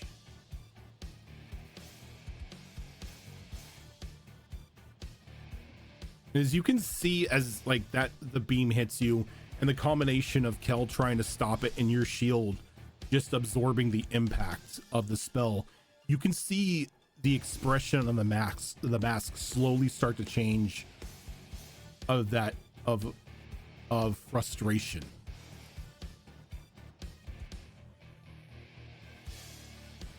That is all he can do this turn. Olani. Quick question before I start taking away. The stats that Zora sent me the information on the weapon. Does it still do the 2d6 against demons? The additional Yes. 2d6? It is Undead a and demons. it is a hunter's blade, and this is a demon. Okay. Yeah. So it's going to do a total of 4d6. Okay. Against him. And he's prone right now, right? He is prone, so your attacks have advantage. Prone. Awesome. Oh, also, the blade crits on a 19 and 20. Well, I just rolled a 19. There you go. And it also says I'm here not the gonna crit lie, does I 2 times the totally max forgot. damage. I totally forgot to tell you that. I'm so sorry. It's right there in front of my freaking face. I think that was before was that with brutal critical that we did? Yeah, that was with brutal So, critical. it's that we a did. double Yeah, brutal so what critical. happens, so this is nasty, I and gotta it add. didn't happen too terribly often, but it's nasty. So when you brutal critical on this blade, it's basically brutal critical times 2. Yep. You double, it's on top of it, so you if it's crit and against- crit. If it's against the demon or undead, yep. Yeah, it's So a double that's- crit, basically. I'm It's a adding. double brutal critical, yeah. So it's it's- 8d6. No, it would Yeah, be 8d6. 8d6 plus 24 plus whatever your other modifiers are. Times 2. 8d6 Yeah. plus 2 plus another 8. So that's going to be 10. So 8d6 is... no, that calculated correct. Just because I don't want to mess this up. Plus 10. So now let me roll. Oh wait, I have my Hemocraft die too. So it's a- Does that double crit because of the blade? The Hemocraft? No, Yeah. the blade damage Oh, okay. double crits. Only the blade Okay. damage. Anything Does it extra still- on top of it. Yeah, the Hemocraft still crits. Still crits, okay. Yeah, it just doesn't do 4 times, it only does 2. Yeah. Damn, that is deadly. Holy shit. My math might have been bad then. That's okay, I'm mathing. It's all good.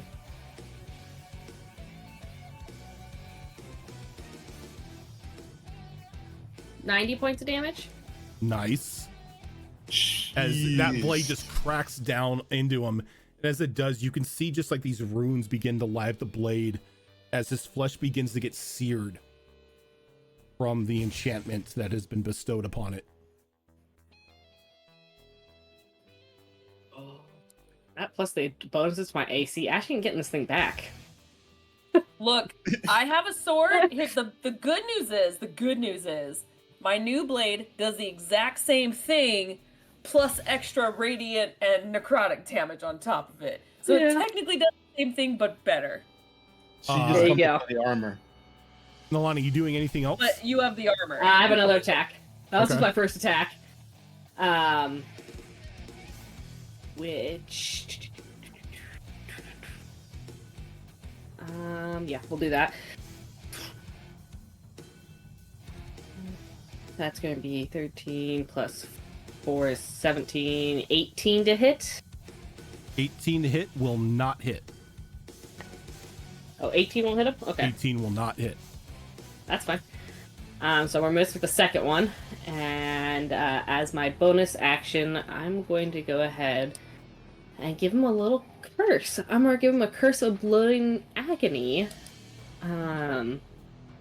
So his body's going to swell until the end of my next turn. He's going to have disadvantage on strength checks and dexterity checks. And take 1d8 necrotic damage if it makes more than one attack on its turn. Okay. Poor boy, all he wanted to do was kill Yuriko, and you guys are just interrupting his fun here. Well, Kemek.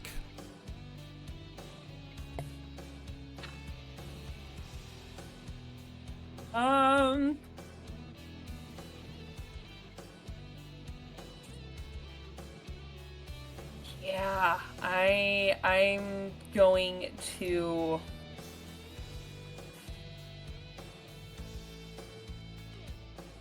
In a way, I kind of don't like how I'm by myself a little bit. Is that a weird thing? I am gonna go ahead and I am going to cast Timely Distraction on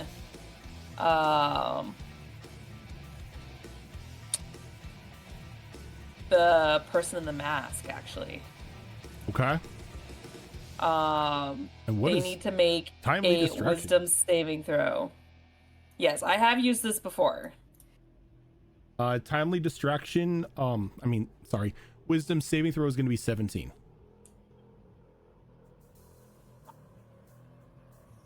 Just makes it. I'm sorry to interrupt, but I forgot to add the second set of damage dice for the double crit, and that's additional 24. Okay. That's why I asked Gilly, because I was like, my math. 12d6. I was like, wait a Damn it. second. I lost the number of d6s. I'm Okay. sorry. It's fine. So It's fine. There's probably a lot of d6s. it was. Told you it's a D6's kind of game. So it was a total of 114 in case anyone wanted to know. Anything else, Kemek? The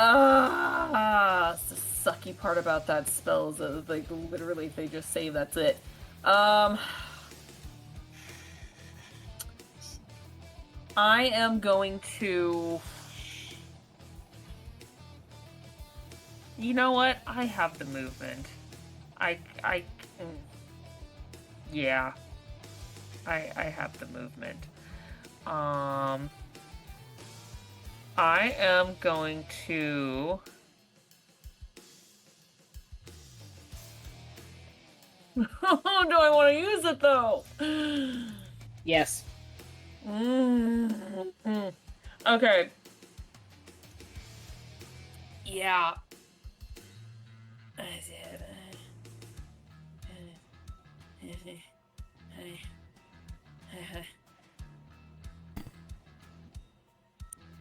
Gonna touch. Which one do I touch?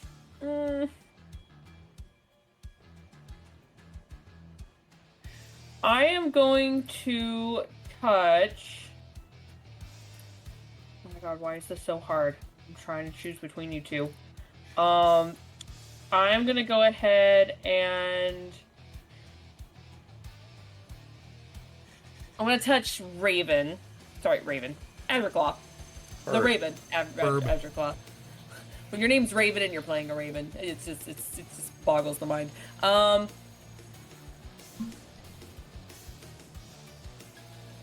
no, I can't. I did the AC on you. That's right. Okay, so I'm gonna touch Nalani. Spend 2 temporal points. Oh god. And you now have advantage on your next dexterity check. And then... That's as far as I can move because I think I'm 30 feet. Yeah, okay. Standing behind the big guy. Alright. Okay. That's me. Mia, if you're continuing with your spell, can I get an intelligence saving throw? Sure can. That's going to be a 27. You're fine. And that is the end of my turn. Okay.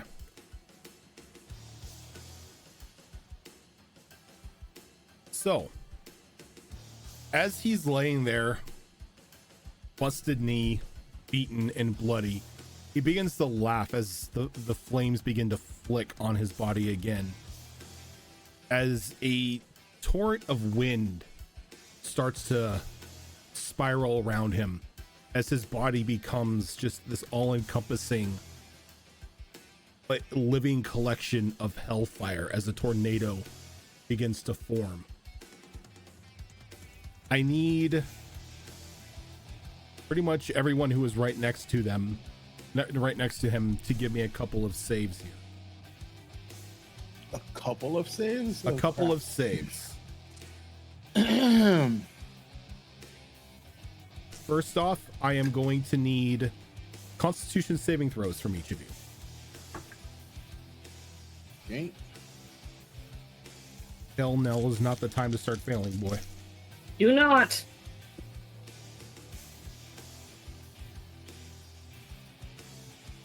Yeah, that's not bad. That's not bad.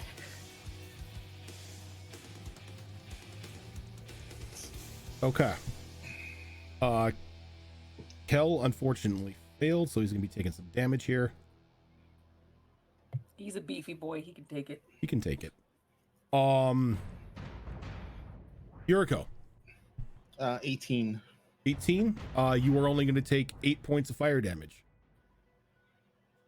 Nalani. 9. 9. On Constitution, girl. I rolled 6. Mia, I don't have- Mia, you're gonna take 16 points of fire damage. Ow. Yeah. Me? Yeah. Oh, right, because the Because of the worm spell. or whatever Yep. it was. Azure Claw. 16. 16. You are going to take 8 points of fire damage. And Kel took his. Now what I need you to do is everyone give me a strength saving throw. Don't get knocked This off the is tower. not the buff I gave you.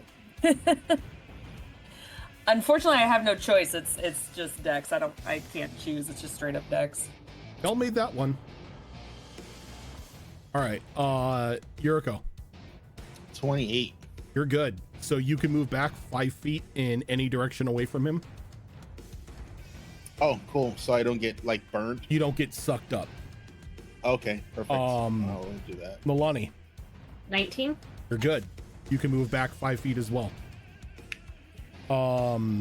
Azure Claw, Nat 20 plus 9. perfectly. That's perfect. You can move back 5 feet as well, and so does Kel. And Kel's gonna jump back 5 feet.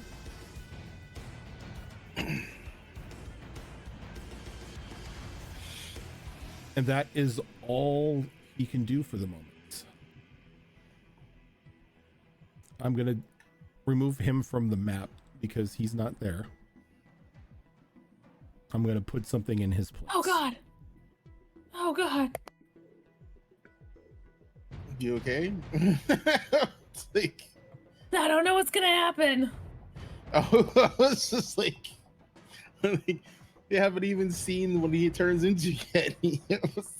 That's still not good. That means it's its final form, or not his final form. I don't know. He's 2 of 7.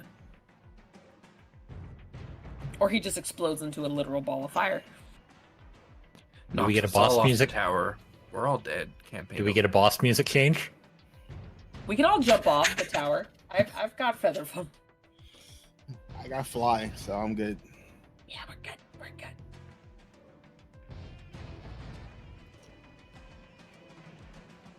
Oh, good, because then I could just cover Kel.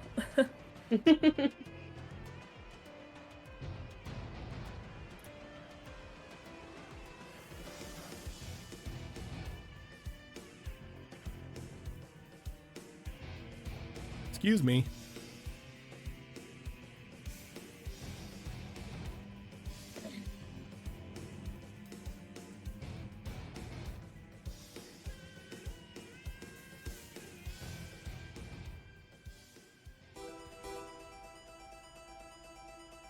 Oh God, music change. Oh my. And with the demon defeated, only one individual standing between you and that orb. Oh, the demon's defeated. Yeah, What's that in its place though? that's the fire tornado. Yeah, that's the Hellfire Tornado. Oh. Damn Right. it. You did say I that. wanted to. Blame It goes Nolani back. for deciding to bonk it with a nuke. I know, but he goes back to hell, But so I parents are. Oh no. I don't get real retribution because he goes back to hell. Thanks, Nalani. You're welcome. Anytime. Thanks for killing all our enemies, Nalani. Thanks for doing all the work, Nalani. All Kel can do, he's gonna put a little bit of distance between him and the fire, is pretty much move around the tornado. Can't really do much else. Yeah. Azure Claw.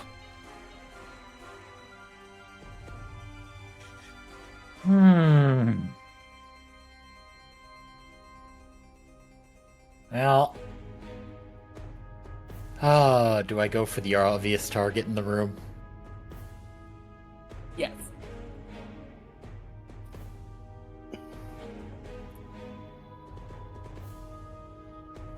Yep. That'll do.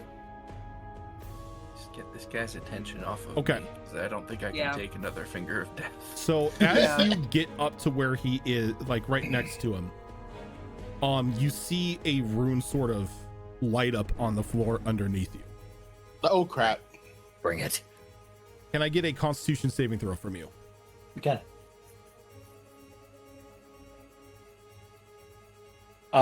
That is a 19. 19. Very good.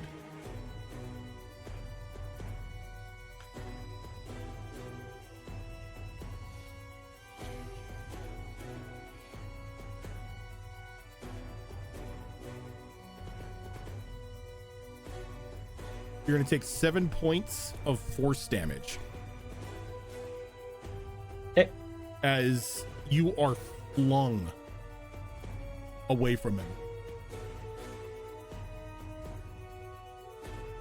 Pretty much to the, just behind, just pushed back.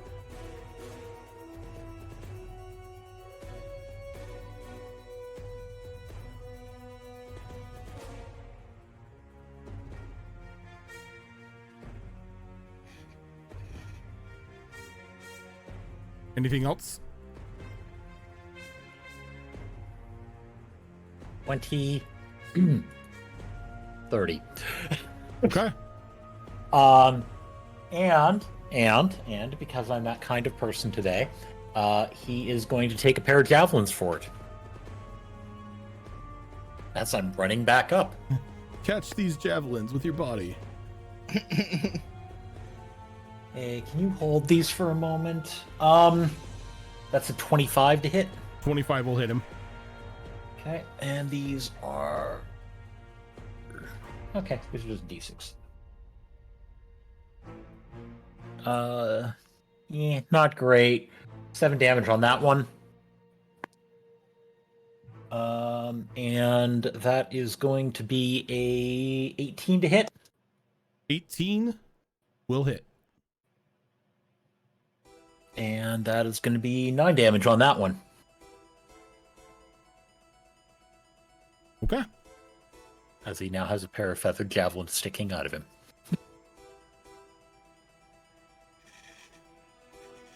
Here it go. I'm going to completely avoid the flame, get here, wait to see if I get thrown back. Constitution saving throw, please. All right.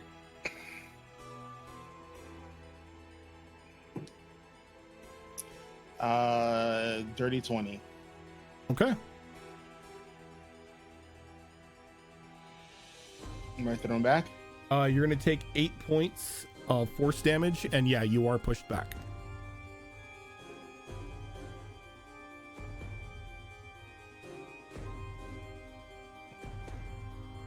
And then I'm going to...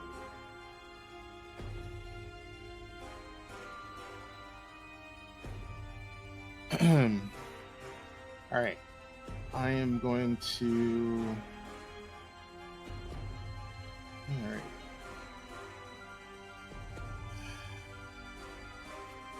So I don't know if that's like a thing that stays there.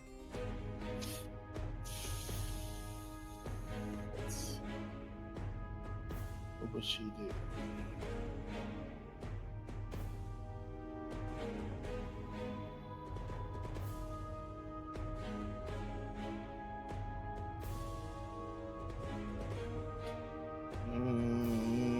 sorry. I don't know if that thing is gonna do whatever it does again.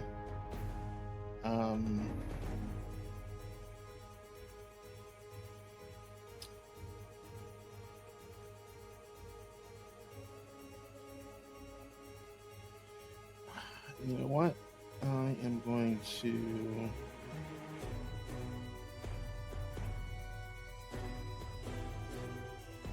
I'm just gonna hurl my boomerang.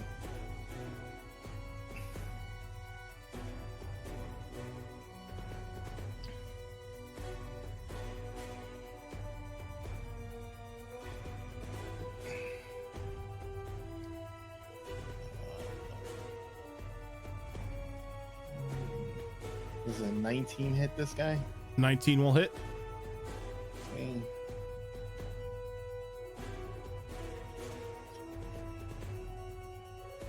There you go. Oof, crappy damage. 9 points of slashing. Okay. And falls to the ground next to him. Okay. Anything else? And that's all I got right now. Okay.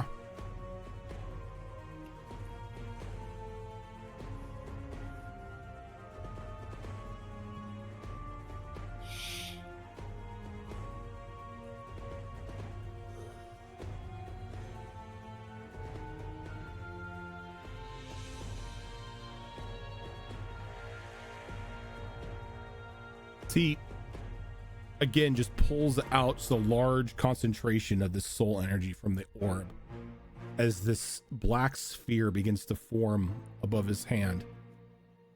And he just holds it up above himself as he casts, what is this? Circle of Death. Oh! What the F? Circle of Death is a 60-foot radius sphere from the point within a range. So That's I everybody. everybody in here to make Constitution saving throws.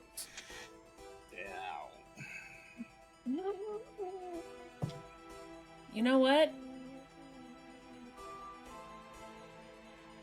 No, I'm not gonna waste it. No, my con's pretty damn. My con's pretty damn good. So yeah.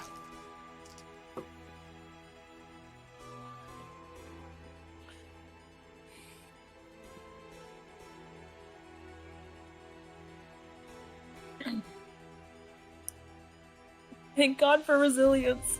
Oh, thank God. All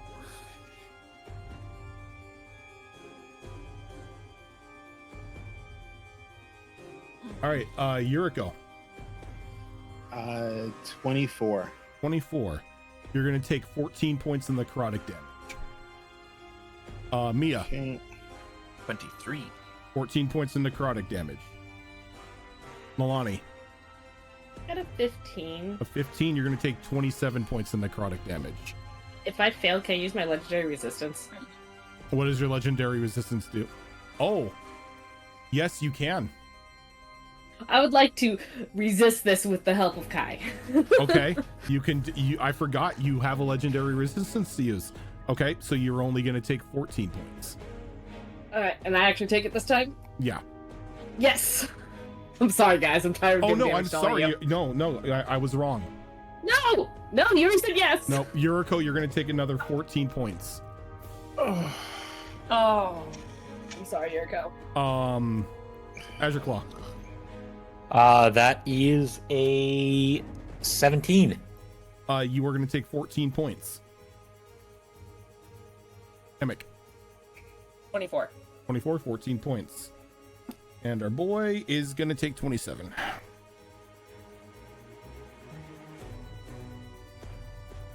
Oh, he failed? Oh, Yep. buddy. Natural 6.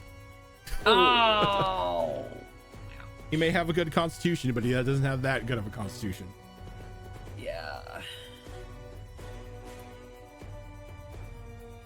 As he remains there.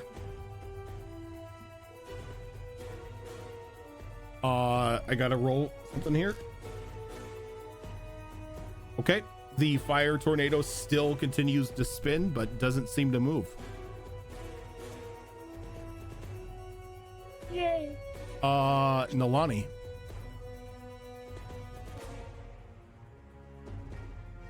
Everyone else seems to get blasted away from these guys. Whatever. We'll move up. Can I... Is this something here? Those are braziers, yes. Those are braziers. Okay. Can't really get close to him without going into the fire. You Don't can wanna go move into through a the fire. friendly square with double movement. Oh, okay. So we will... Oh god, but if I get knocked back, it's gonna throw you back with me. I have strength save. Bring it. Alright. He says bring it, we're bringing it. We're gonna move in front of Azure. While Okay. here. And as you step there, nothing happens. As the rune has already been expelled. Alright, and I'm going to bring this blade down on him. Oh, wrong dice. Roll something good. 19 to hit? 18 will hit. Okay. Assuming only doing 2d4 because he's not a demon. Yep, not a demon. Right. Wow. Wow. 15. Rolled max die on all three of my dice. Wow. 3 points of slashing damage? Well, sorry, no. 6 of that is going to be radiant damage. The rest will be slashing. How much slashing?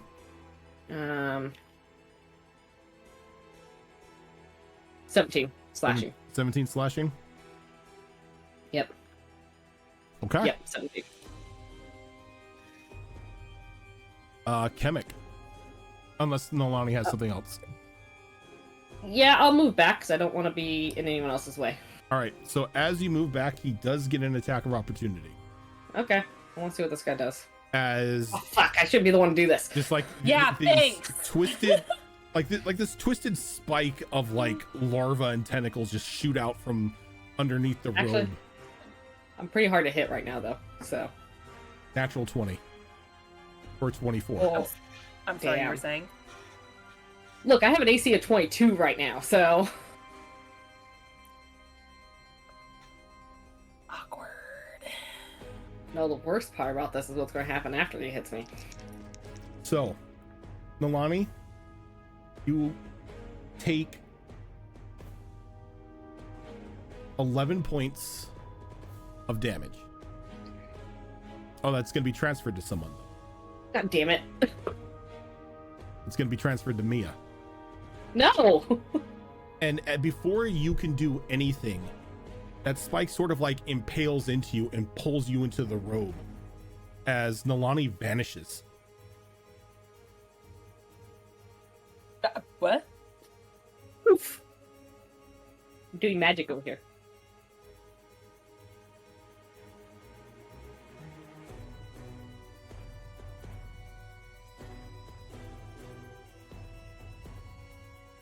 Himic. Okay.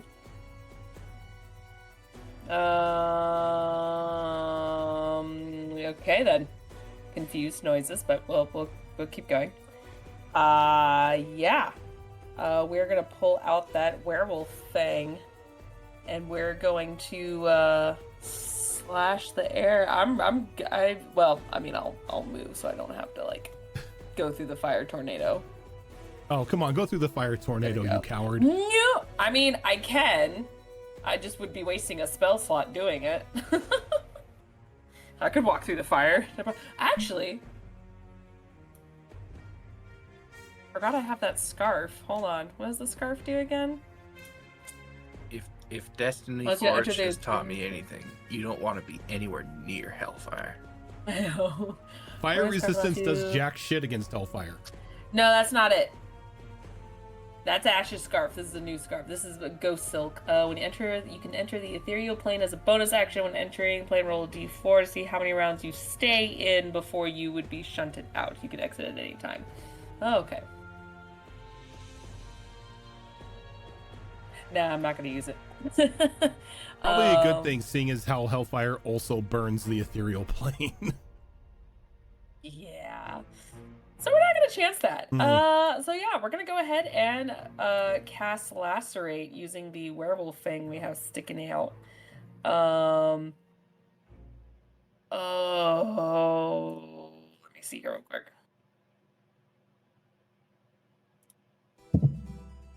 Do I want to though? Where am I at with my? Yeah. I'm gonna cast this at 3rd level. Lacerate. As I need them to make a Constitution saving throw. A Constitution saving throw. Mm-hmm. That will be a Constitution saving throw of 14. Fails! Ugh! Oh no, a wizard has a low Constitution? Who would have I don't know about you. My Constitution's pretty damn good. I'm sorry. I don't know about you. I'm sorry. You don't have prestidigitation. You're not a real wizard. You know, I also was a warlock that hardly ever used, what was it, Eldritch Blast? Because I refused to be that guy. I refuse to use the bread and butter. Yeah. So it's 5d8. Get my bag of d8s out. Hold up. 1, 2, 3, 4, 5. I don't think. Yeah, I did not feel it for more. And it takes the full damage. Yep. Okay. It does not bleed out, sadly, but you know, we'll take what we can. Holy balls, dice! Calm down. I have to math. Hold on.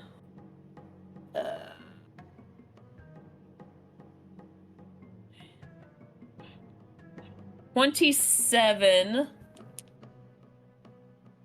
bleeding. What is it? Bludgeoning? Slashing? I think it's slashing. Slashing? Slashing, yes. It is slashing, yes. And I think, yeah, because it didn't go below, so it's not bleeding out. So, yeah. Take my slashing damage. My magical slashing. He takes the magical slashing damage. Yeah! I miss having multiple attacks. Kel sort of calls out. He's like, hey, can you not make me so big anymore? I can't get to him like this. Are you serious right now? Well, I can, but I'm gonna have to push Mia and Yuriko out of the way, and I don't know what other explosives he has around him. Chemical just wave their hand and drop the concentration. Fine.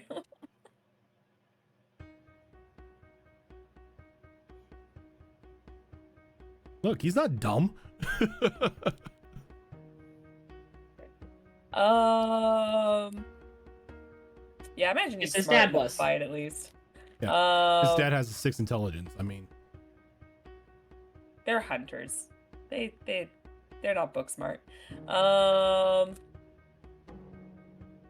Yeah, because everything else I want to do, I don't want to do right now, unfortunately. So yeah, where did I move? I was.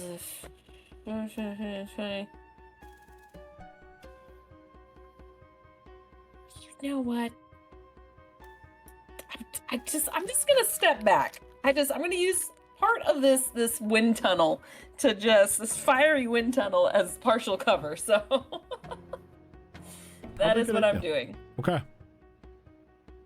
While still having somewhat of line of sight if I peek my head out. Mia. More of the same, but because my wings don't interrupt my somatic components, I will shift over a little bit, just to put some more distance between me and that fire tornado. Probably a good idea. Can I get another intelligence save from you? Sure can. Oh, that one is even better than the last one. That's a 28. Still good. Kel is going to do what Kel does. He's going to run up. He's going to make 2 attacks with his blades.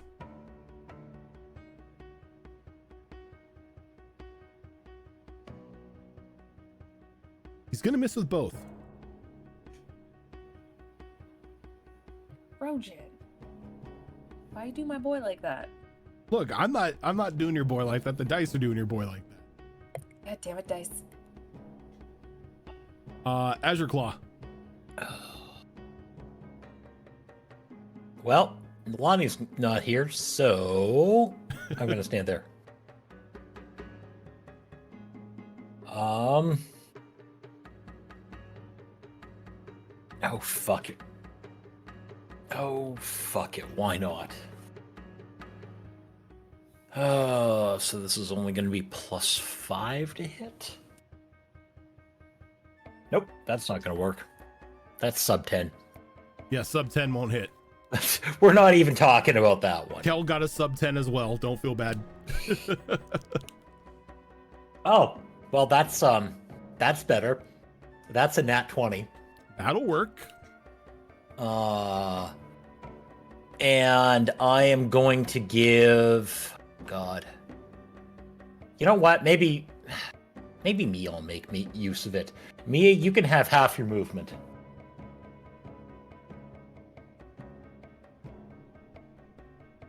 Do with it what you will. I want the dice. How big is that soul orb? The soul orb itself? Yeah. Like diameter wise. About 25 feet. Okay, so I'll use that half movement to position myself, like right. Oh, I went underneath it. Whoops. Right I'm above hiding. it. Rojan, because I haven't done it yet, I need to know how you want this dealt with. What?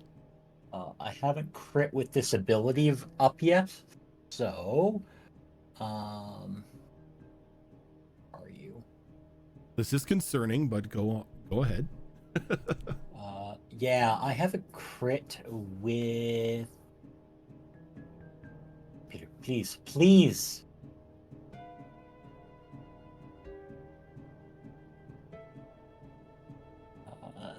That. Great Weapon Master. Yeah, so I have that running right now with a crit. Score a critical hit with a melee weapon or reduce a creature to 0 HP with 1. You can make 1 melee attack as a bonus action. Or you make the melee attack with the heavy weapon or proficient with, you can choose to take a -5 penalty to the attack roll. Or if it hits, you add 10 to the attack's damage. And you took the -5 penalty and I took the -5 on a nat 20. So instead of 10, it'd be 20. Okay, that was the real number I wanted. Yep. Okay, so that's 20 plus... Okay, 40... So as you're calculating that, Mia, as you fly up above the orb, you kind of feel like a gravitational change, almost as if like it's trying to pull you down. 15. Okay, that is going to be 59 cold damage. Ow. Give me a moment. Okay.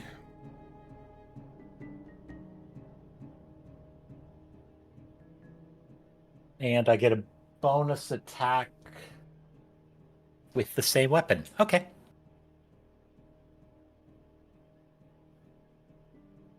Okay. Not as... Uh-oh. Nalani, Yes. choose a 5-foot square around him that you are going to pop out of. As you are regurgitated. Right next to Kel. Right next to Oh, Kel. yay! Unless, yeah, because this is occupied, right? This? This side of him. No, that right there is just like altar steps. Oh, I'll pop up there then. Okay. Where are you? I don't know. Where'd you put me?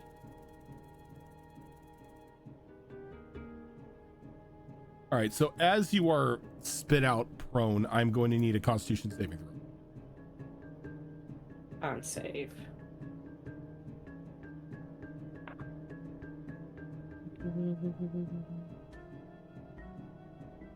Dirty 20? Okay.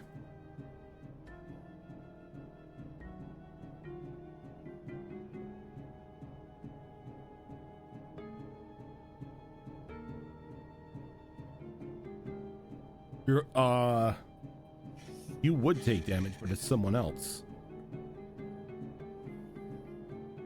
Azure Claw, you are going to take 7 points of force damage. And Lana, you feel yourself kind of pushed, but since you're prone, you're just kind of like pushed up against the steps. Okay.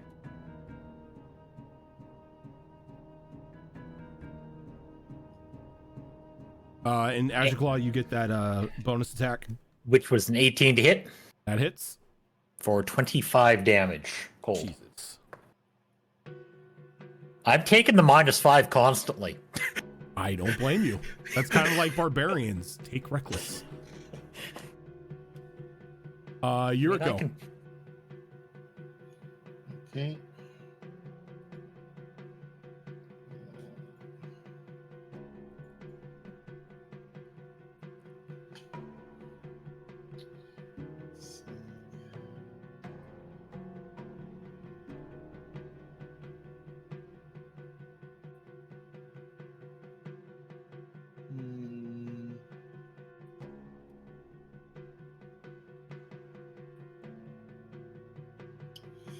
All right.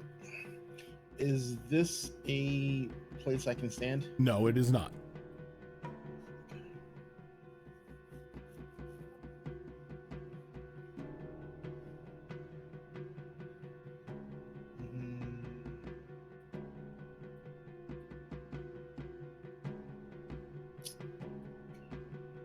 The only thing I can do is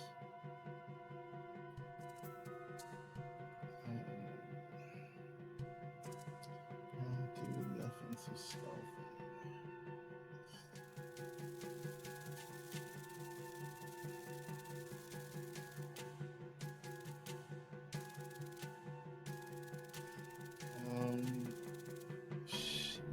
Is that a pillar or is it just a brazier? It's a brazier. All right. So, she's gonna stand here. And then she's gonna use her action to recall her packed weapon. Okay. Anything else? It's really all I can do. Okay. So at their turn, Tells in my way. the mask again changes from that of frustration to almost just a pristine look of peace as they just hold their arms outstretched as they look over to Mia. We had high hopes for you, you and yours, but if you are insistent on interrupting our plans, you may join the parish. As he misty steps to an area 40 feet off the ground as he begins to hover. And as he moves, so does the orb.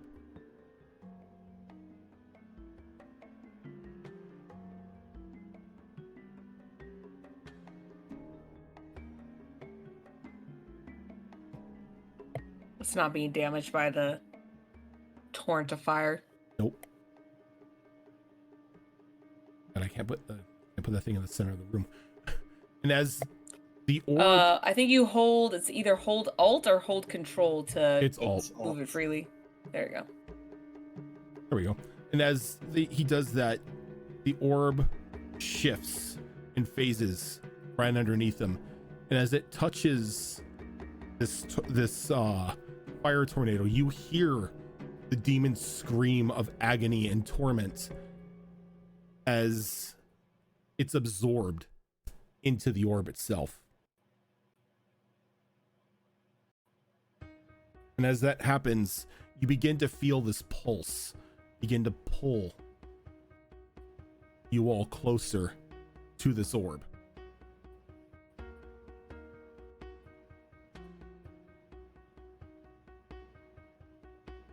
Nolani, Mm-hmm. can I get a strength saving throw from you?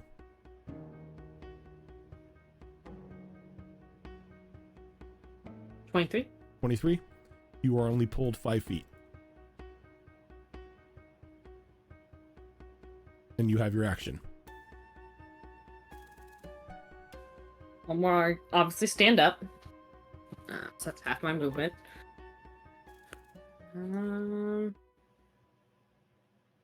He's up in the air though, huh?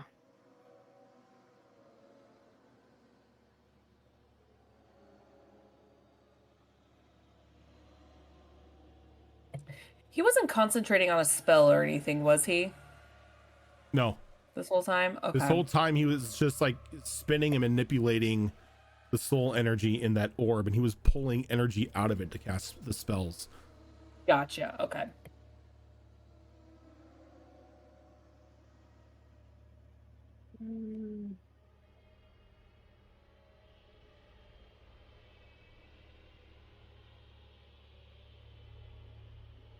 Now, I will say, if you attempt to move away from the orb, it's double movement. Okay. Moving towards it, though, it will increase your movement speed. So if you were to move 1 square, you would move 2.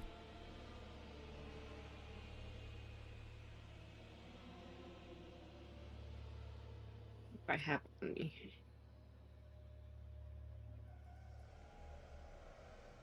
Best I got is some daggers, but they're better than nothing. So we're just gonna huck some daggers at this dude because he's up there. I'm not terrible with the dagger though. It's dirty 20. That'll hit.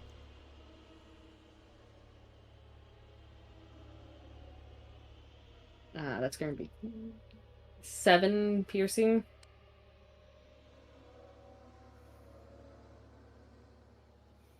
Okay.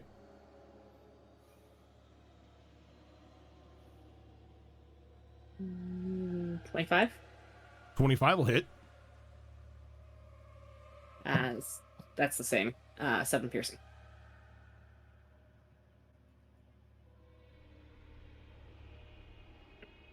And as a bonus action, I'm not sure how much it's going to do to him, but we're also going to attempt to do a blood curse of the bloated. So, disadvantage on strength and dexterity checks, takes 1d8 necrotic damage if it makes more than one attack on its turn. Okay.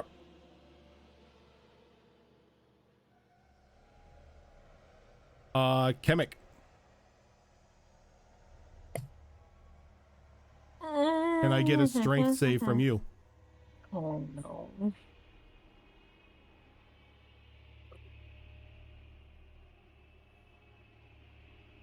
$15. 15. You're only pulled 5 feet. As like you are like so close to this thing that you can actually feel this thing's pulling your life force or trying to rip the life force out of you. You're muted. Oh, there you go. I thought you were Sorry, muted. no, I whispered. Sorry. It's like, oh, I don't like that. So it's double movement for me to get away. Mm-hmm.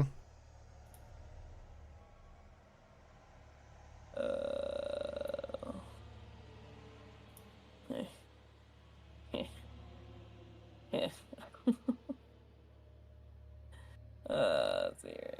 20, 30. Actually, no, I'll sidestep over here, actually. Okay.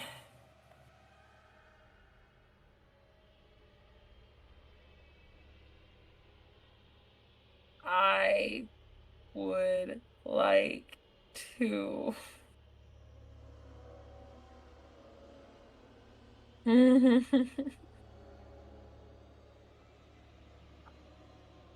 lot of things have changed. My original plan. We are...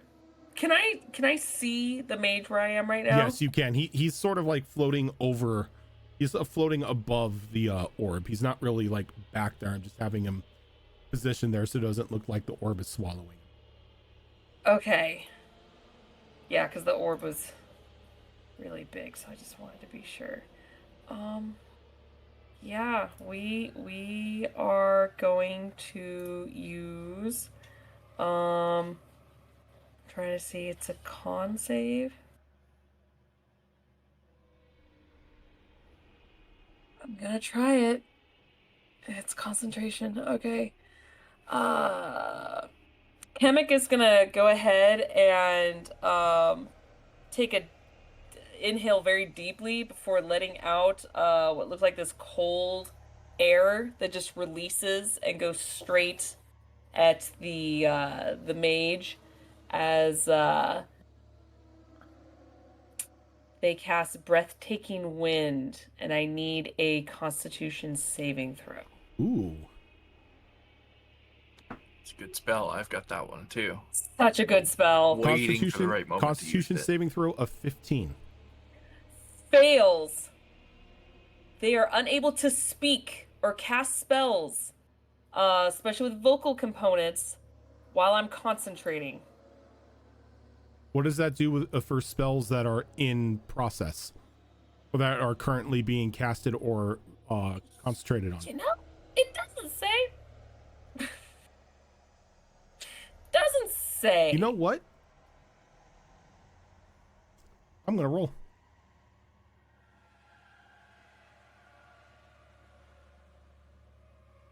Yes, it does not say. Okay. So, Chemic, as you use this spell to pretty much just take their breath away, so they cannot speak or they cannot cast spells, you see them struggle for a moment as their body falls into the orb. No regrets. And as that happens, the orb begins to like flash and just begins just to pulse and everything as the pulling effect from this thing begins to increase. As it almost feels, it almost looks like you just introduced a grand soul into this orb. Oh no. As Still this no happens, regrets.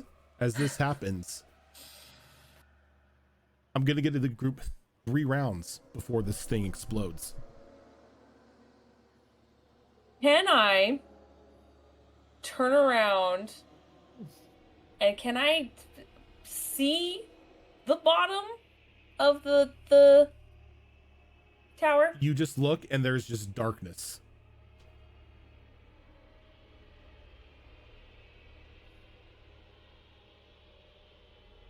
Okay. I probably can't do it till my next action to see if I can see maybe that teleportation glyph once more, but Chemic will shout out saying, I will say when you look down, you are looking on the outside of the tower. like we are on top of the tower, You're on top kind of the situation? tower and you're looking down and you just see the outside of the tower, like straight down. You just see the tower walls. How high up would you say we are? You can see probably about 30 feet down before there's blackness. And nowhere in that 30 feet do you see ground. Follow-up question. Because we've been in front of this tower before, even before we teleported over here. Could I kind of ascertain how tall it may be? From the outside, the tower looked to be maybe 20 stories. Okay. Oh, that's not bad. But this is Okay. like you're looking at this and this most definitely looks more like looks more than 20 stories at the moment. Yeah. Yeah. Okay. And I can cast this twice. And it's for a minute. Okay. Chemic is going to shout out to everyone and go, I think it's obvious that we need to retreat. I will look for a glyph of some sort, but if we have to jump, I have a way to help us. That's it. That's my turn. Yeah. I'm not even gonna go through this initiative here because we don't have to do anything. So this is gonna be the first round. I'm just gonna pretty much, we're gonna go around and each person's gonna have their say and what you're gonna do.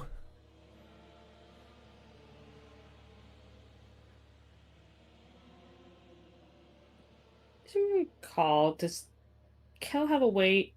Did we give Kel a teleportation thing back to our house? No. No. What I thought. So We have our stones though to teleport back. Yeah, but Yeah, they only take one person. That's one person. That's a single person stone. And we're not supposed to use them all at once. Yeah. No, I know that, but us using it once is 6 seconds, so you just use it. And You also probably remember that this whole ordeal was, this being was trying to get this sphere to the point to where it would explode. Yeah. It is a soul bomb. It's true. Yeah, we don't want it to explode. That's true. So when this creature fell into the orb, I assume then I felt that severing of the spell that I was casting, since the target was no longer living. Correct. Actually, no. It's still tied because it's tied to their soul, and the soul is now in that sphere.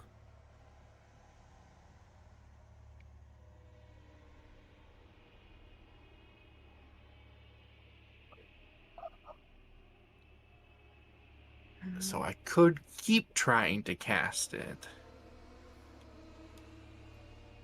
And if it went off, it could potentially pull the creature's soul out of the sphere, and maybe that'll stabilize it, but I don't think I have enough time for that, because you said 3 rounds, right? 3 rounds, yes. I've got 6 rounds left on the casting.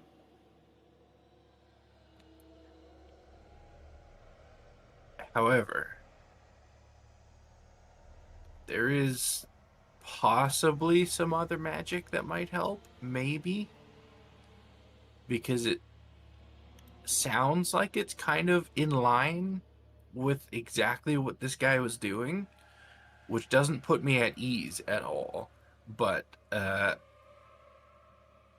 level 10 spell that I learned, it sounds like exactly what this guy was doing. Would I be able to take over the casting of the spell? Yes, because you were given the knowledge. Then that's what I'm gonna try.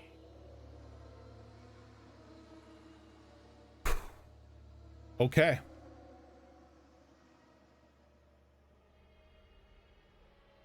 So Mia, I need 1 L of an Arcana roll for me to pretty much pick up the spell where it was left off. There's one thing that Mia is good at. It's Arcana. She's got a +10. Roll the die. That's been rolling real well for me tonight. Emma cast breathtaking wind. Okay. That Chemic's like, I was the bad guy all along. I am the pretender. I don't think I could be mad at that. If you did that, I don't think I could be mad at that. That's a 28 Arcana. Zoro's just like, I want to go to campaign 4. I mean, to be fair, Kevin doesn't know what the fuck you're doing. I'm just thinking you're just continuing That it. was a what? So... A 28. So you drop that spell and you instantly just reach out into the ether and you just grab hold of like the waylaid strands that are now visible to you as you begin to weave the orb once again. It's a struggle, but you're able to prevent it from exploding as you begin to calm it back down.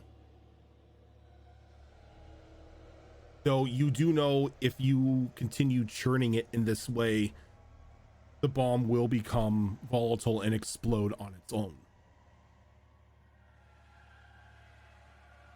The rest of you see Mia. Wow. Who raid is? Blackwater D&D, thank you for that raid. Ooh. So you begin, like, the rest Wow, of you that's a girthy grade. see just these visual lines of arcane energy wrapped around Mia's fingers as she begins to just slowly but surely calm the orb down, mixing the soul essence within it, for the time being preventing the explosion. Kamek, you know, with the amount of power that Mia is tapping into for this, she's not gonna last long. Like, this is magic far beyond her control. Do I know what she's trying to do? Did you reveal the knowledge that you obtained, Mia? I did not, because I obtained it like right before we left, so there wasn't really time to talk about it. There isn't really much of a role that you can do, because this is like magic outside limitations. Okay. But you can see that the movements of Mia's hands and the calm swirling of the soul bomb are almost perfectly reminiscent of as to what the previous mage was doing with it.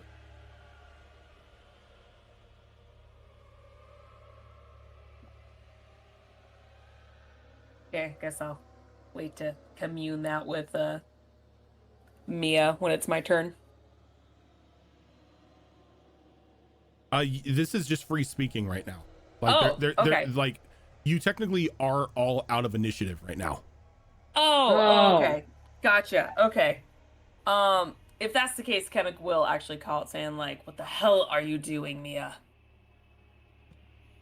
I think I've calmed it down for now, but I don't know how long I can hold it. And what happens when you can't hold it any longer? I think it explodes. So you're just slightly delaying the inevitable. I'm giving us more time. Could you try to release some of the souls from in it as you're doing that?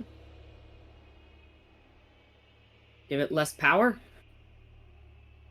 I could try, but admittedly, I don't fully understand what I'm doing. I'm kind of almost acting on instinct here. But I could try.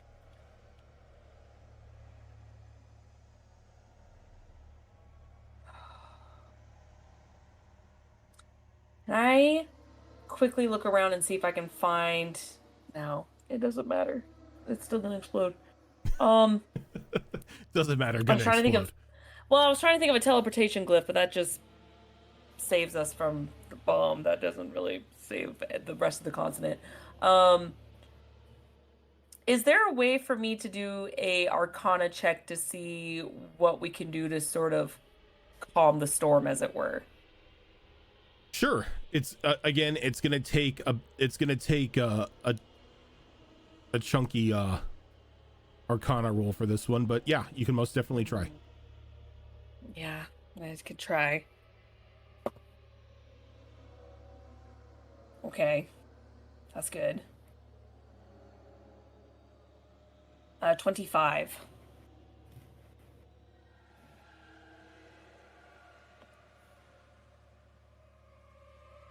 You notice, you ponder for a moment as Mia continues to swirl this, and you get this like sudden spark in your mind. What if she reversed the flow? What if she began to spin it the other way?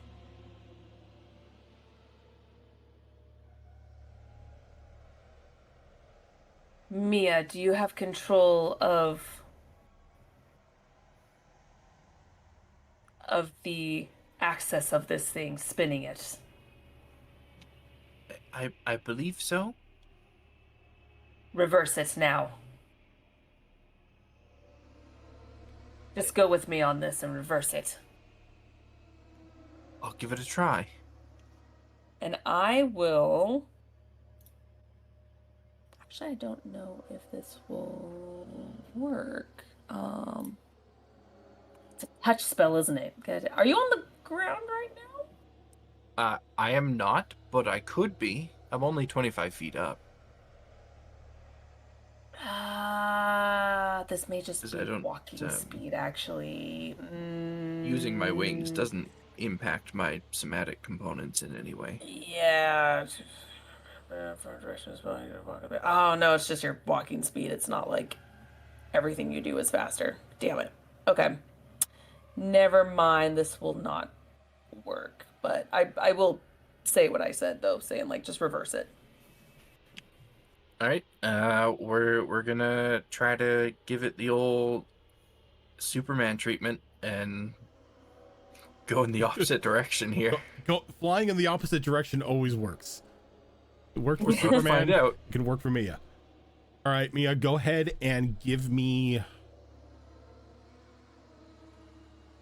Keep on making it an Arcana roll. Do I keep using the same die that's been rolling well, or do I switch to a different one? I don't know. How fast do you want to end the campaign? Have I used up all its luck, or have I not? Can I assist? Being a wizard, yes, but you're going to be taking some damage. Okay, because I want to try and use Time Vortex. What does Time Vortex do? Basically, I pick a center in a 10-foot radius. Everything in that area must succeed a wisdom saving throw with a object. I don't know if it even makes a There wouldn't be there wouldn't be a wisdom saving throw. Okay, so then it would be trapped in the vortex. And cannot make any reactions during this time. Roll a d10 and it gets an effect. And they're Can you bring up Time Vortex in the Roll20 chat? Yeah. So basically, I want to use it to... I'll say now it won't work because it's not a creature. It won't? No. Dang it. Okay. Well, I'm going to still try to, for flavor, timey-wimey stuff, to try to see if I can help push with some arcane energy to kind of push it the other way. Give me an intelligence saving throw as you're doing this. Okay. Because as you are a wizard and you have access to the aether currents, I will allow you to try to chip in as much as you can.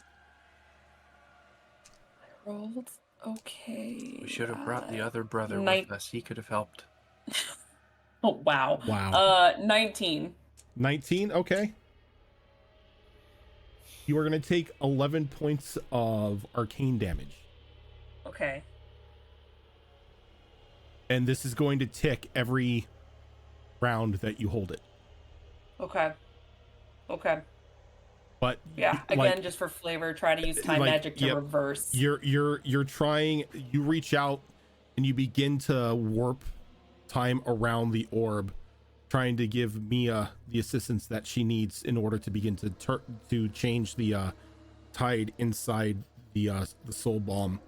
And you can see that your skin is beginning to kind of crack and split from overstraining your arcane abilities, but you keep pushing through. Hey, my skin's already messed up, as you can see, so Mia, you can go ahead and roll that arcane check with advantage. Okay. That advantage certainly helped. That brought it to a 28. A 28. Okay, so you see the orb, the souls in the orb begin to slow down, going one way. It's obviously working, but it's gonna take a bit more strength in order to get it to start swirling the other way. Okay. And I will continue to press on for as long as it takes. All right. The rest of you who are in the tower, are you doing anything, or are you just watching this happen? Oof. Well, their idea was substantially better than mine, and I like it. Was yours attack it? No, mine involved a bag of hold. Ah. I mean, that was a backup plan. Not gonna lie, I could just dump it over the side of the tower. Drop it. That is plan B. Drop the giant untested coalesced mana crystal off the side of a tower. What can happen? You know what? I'd rather have that explosion than the other explosion. I'm just saying. Yuriko, Put you the doing herb in anything? the bag. Azrin, is Yuriko doing anything?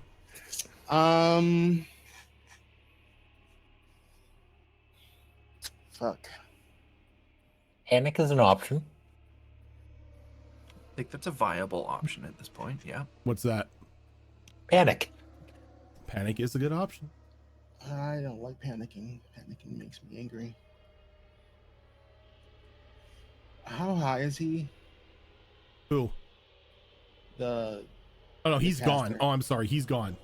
He got sucked into the orb, and now they're trying to reverse it before it blows up.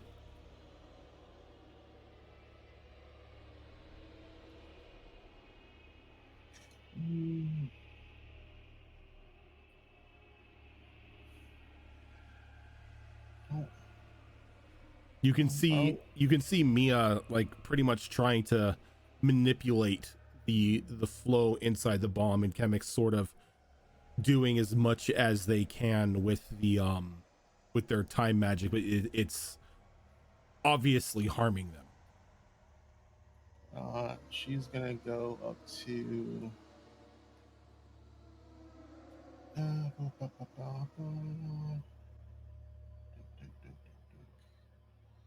Actually, she's just gonna yell from there. Like, don't you have any of those wishes left? Wish it away.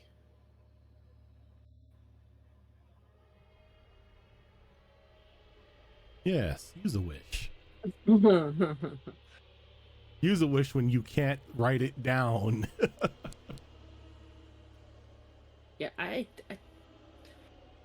from what I understand, you gotta be real specific with those things, and I'm not quite sure how to do that in this situation and not have it backfire. Let's not attempt to throw more magic at something. You said this thing is gonna blow up, right?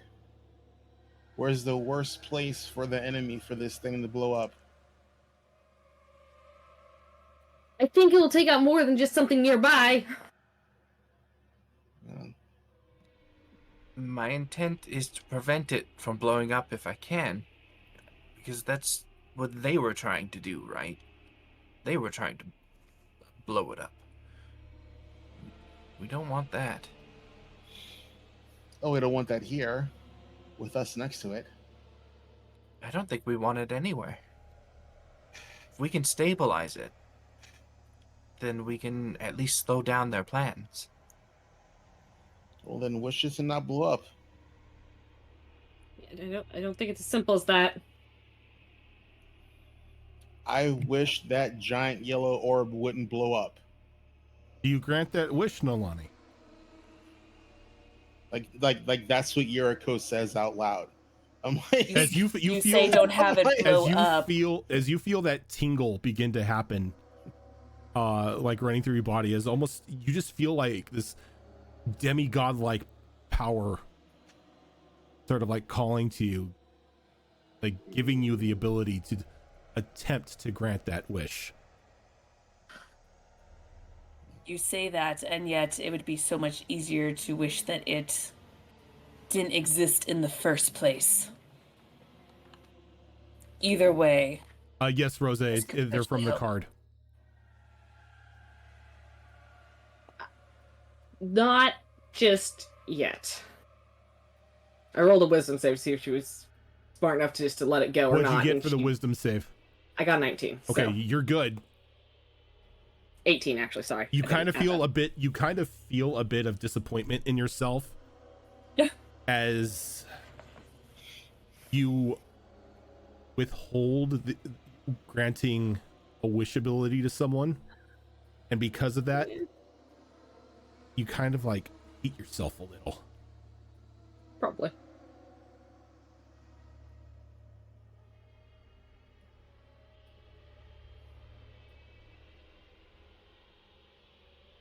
No, because this is from the extra life deck. There's no negative repercussions for that. Well, Yuriko doesn't do the whole weird magic thingy. Okay. Mia, can I get an Kemek, are you continuing to hold on? Yes. Okay, you're gonna take another 11 points of damage. Okay. Mia, go ahead and roll that Arcana check with advantage. That was a 19 on one die and a nat 20 on the other. So that nat 20 makes a total of 30. Perfect. As you Nice. you can begin to feel the strain being put on your body, but you see that the swirl inside the orb comes to a stop as it slowly begins to turn the other way.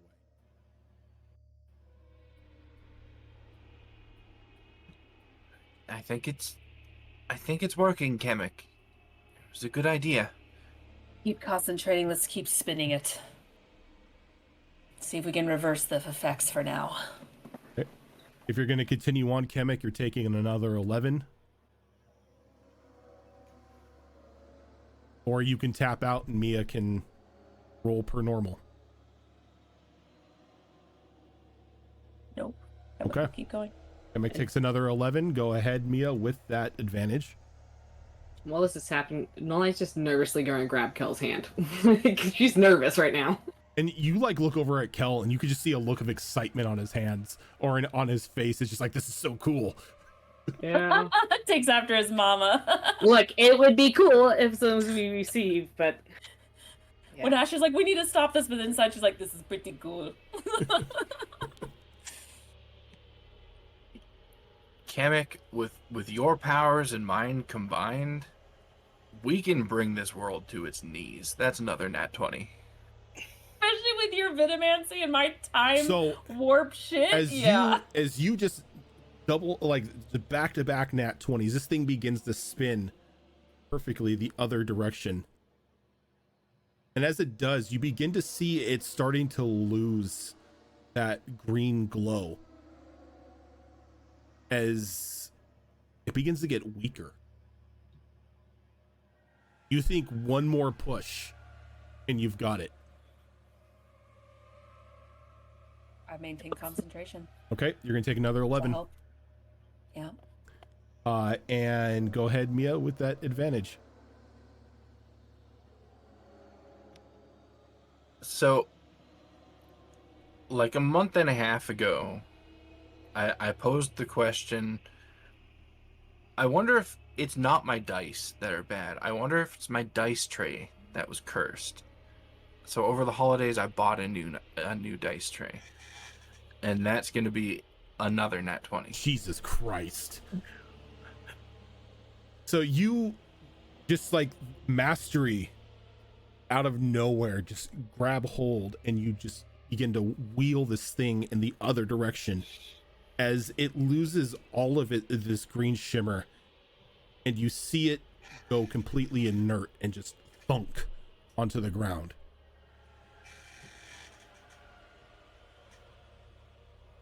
Though, Mia, with 3 nat 20s, I have to ask you, what do you do with all those souls? As you can just see in your hand this pure, pristine diamond flicking with pure life essence. Inside, you wager there are about a collective of 350 souls now.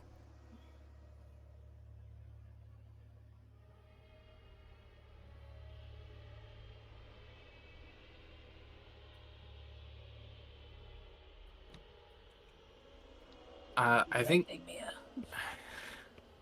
I think she knows exactly what she wants to do with this. I don't think she can do it from here, though. Or maybe she can. I don't know how magic works in this world right now. That's fair. Magic, how does it work? She, as enticing as it is to use this as power for herself, I think her true desire for it is to be sent to celestial plane to maybe act as a seed to begin to regrow what was lost there. And as you think of this in your mind, you see the diamond start to spark and spin at an erratic pace as it just vanishes from sight. And as you do that, you fall to the ground. 2 points of exhaustion. For the next 3 days, you cannot cast spells.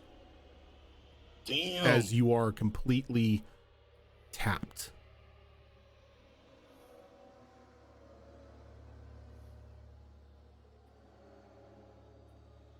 Is And- the orb gone at this point? The orb is not gone. The orb is now just this giant 20-foot diameter black hunk of metal.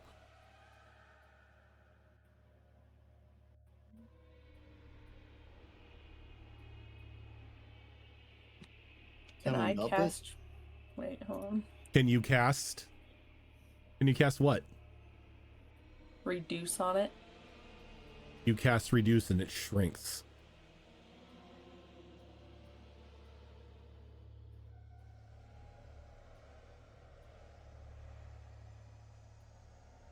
It's about large size now. Okay. Okay. I need to think on what my next thing is gonna be right now, so I'll let someone else go for a moment. Okay.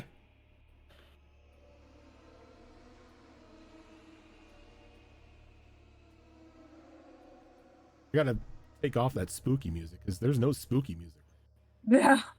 All the You spooky said it's music metal. stopped the moment that you sent it away. Sound You said effect, it's sound effects metal. guy, what's going on? Yeah, it's now just this giant inert hunk of like orb of metal.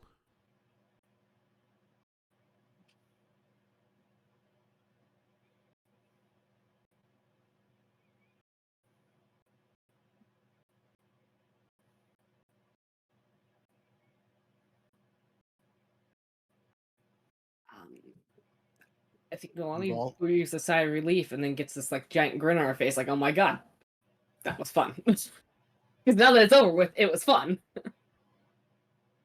Yeah, and Kel just walks over and just very absent-mindedly just slaps Mia on the back. That was so fucking cool. Are we alive? Did we do it? I feel alive. Alana, Where's you Kamek? alive? I'm alive. Kamek, Where's- You alive? good? Kamek? For now. Kamek, come here. You freaking did it, Mia. Kemek is gonna And Kemek. walk over. As you can very much see, even though there's no bleeding, you can see Kemek looks visibly worse for wear. And as, yeah, like, the two of you get close, both of you, almost instantly, can see something different about one another. As with that act, you two are now perfectly attuned to the magical currents that are now in this world. No longer do you need to roll off that chart in order to see if your spells go off normally.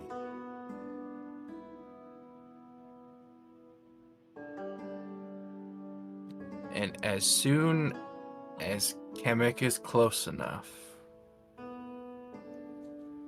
had to have known this was coming, Mia reaches out and pulls Kemek in for just this big hug and like wraps her wings around the two of them as well. And it is probably just the most awkward thing you've ever seen.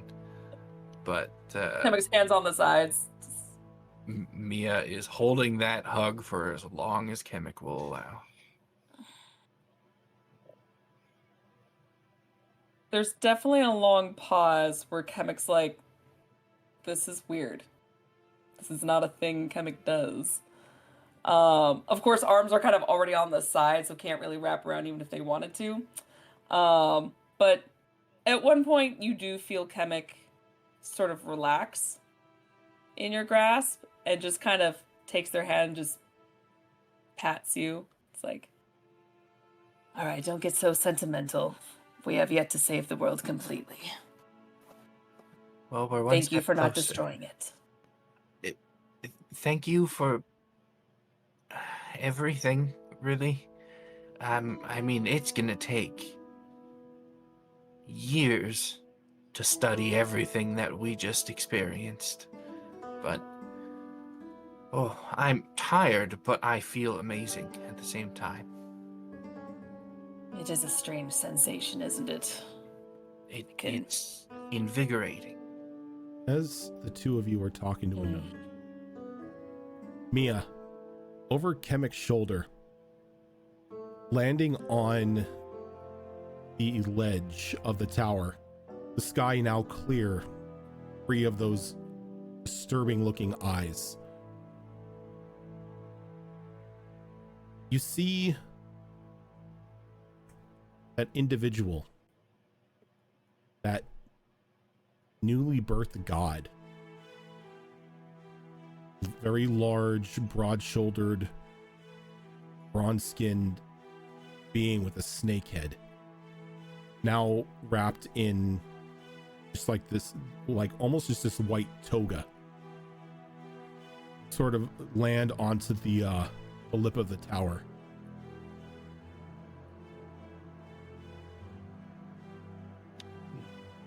We have a guest.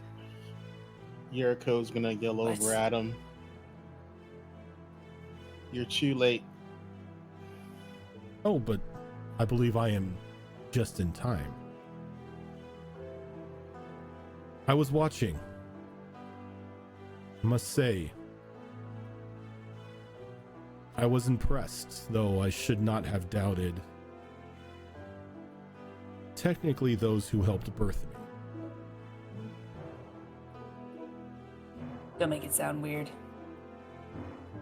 I apologize, I still have not fully grasped human innuendo. Mia, can you let me go so I can turn? This is awkward for my neck. Sorry. Thank you. Kemek will flash you a little side smile before turning their attention back to the god. He walks Snakehead over. God. He like looks at Kemek. Let me do something about it. He just he kind of just like waves a hand over your head and just closes the wounds that were inflicted on your body from the magic.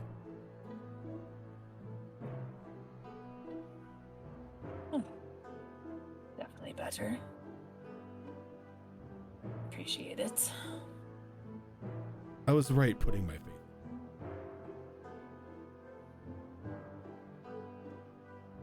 I apologize for the sudden departure after my birth, but I had to get the gist of the situation, the current state of the world. You understand? You were brand new to the world. I don't think anyone can hold it against you. I don't think most people could hold it against you.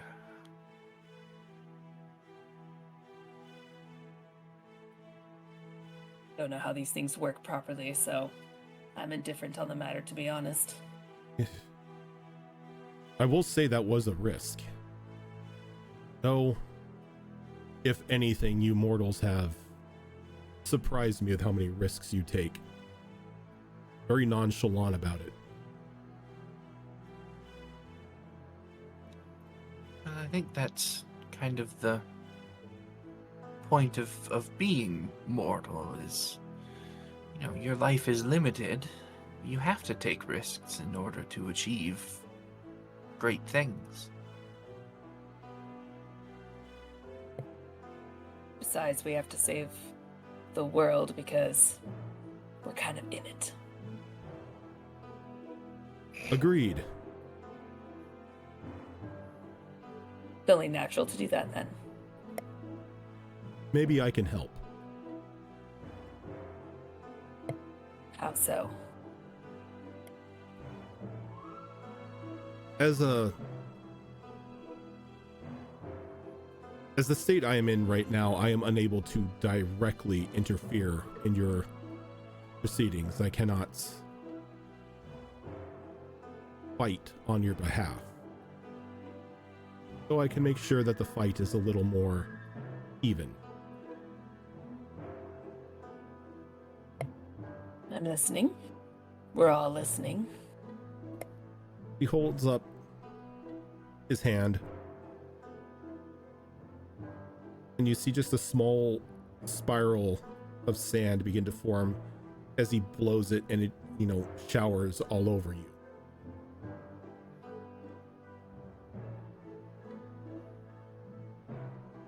I don't know what exactly this will do for you, but maybe my blessing will help you in your future trials.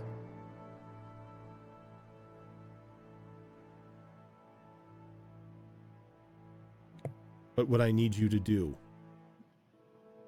what I must beg you to do, drive away this darkness and morning glory so the true light can come.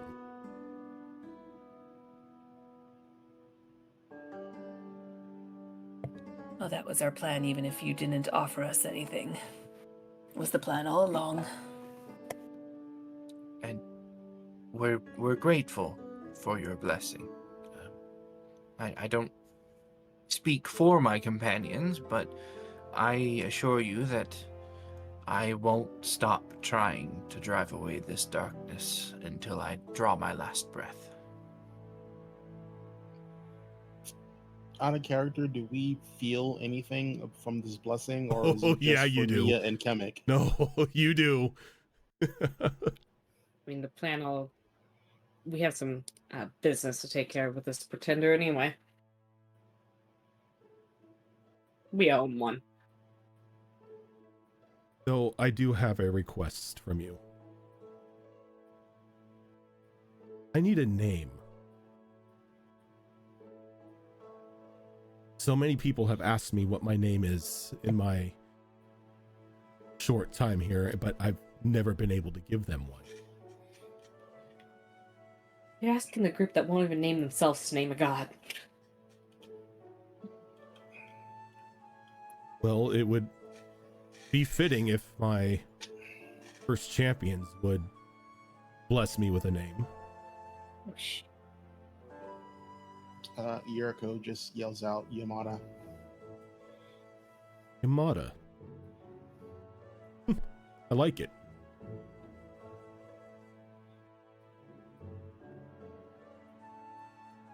I feel like something with a T fits better. I don't know. I'm just getting a vibe. Like Travis or something. I don't know. Travis. I am the all-powerful Travis. There are some that call me Tim. Tim.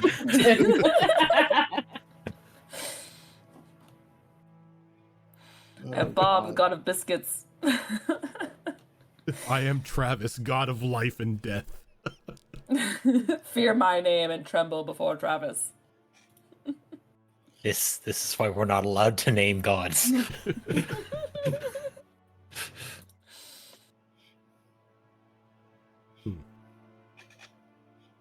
I believe Yamada would be a good choice. Perhaps Yamada, Lord of the True Light. That does have a good ring to it. That just sounds long. But I suppose Well, all gods have fancy titles. Yes, gods do tend to have a a label, a title of sorts. I suppose. Might as well fit. Now you've given him an ego. Yeah. Oh, great. Now it has anxiety. And a big head.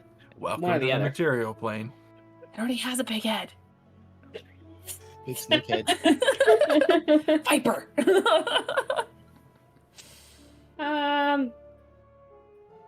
Not to mention we saw everything it has, so as it flew away in the wind. Mm-hmm. Yep. Give me a moment. This is a horrible place to remain. Kind of waves his hand and another gate opens, leading you back to the front door of your home. When you're ready to take it. Thank you. For everything. I should be the one thanking you. Your actions There it have goes. been a boon to this land already. Have begun to allow it to heal. Now, if we can unseat this pretender, its people can truly bask in true light. Yuriko goes, "Is this thing still dangerous?" And she bangs her boomerang on the shrunken orb. He kind of Clang, clang. shakes his head. No, that is just an orb of star metal. Ooh, star metal. Quick, roll it through the portal. Yeah, that's what Yuriko starts. We're doing. taking this. He kind of You're- looks. He looks at it and he's like, "Did you want it?" Star metal. It'd be a shame to leave it behind. It'd come in handy, I do admit. Very well. Yeah.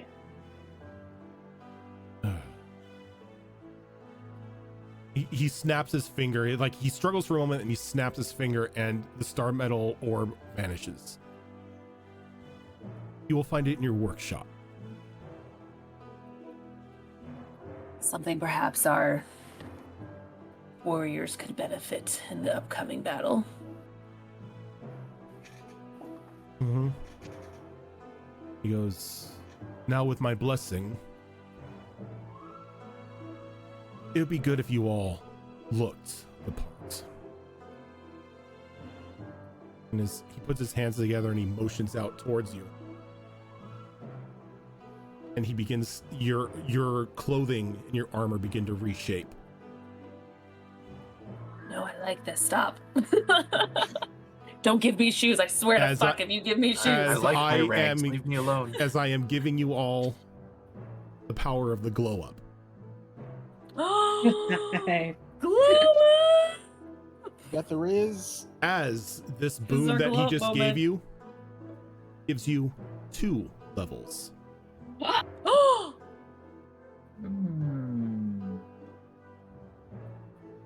Oh shit, girl. We doing our glow up. Yep, Destiny Forge, we do our glow ups. We have done it. I will Level do 10, a glow up. level 10 is always the glow up. Yep. Well, level 12 for some of us. At level 12 for some of you. Shut up, Raven. Don't make me do Angry Bird noises. Ah, ah, ah.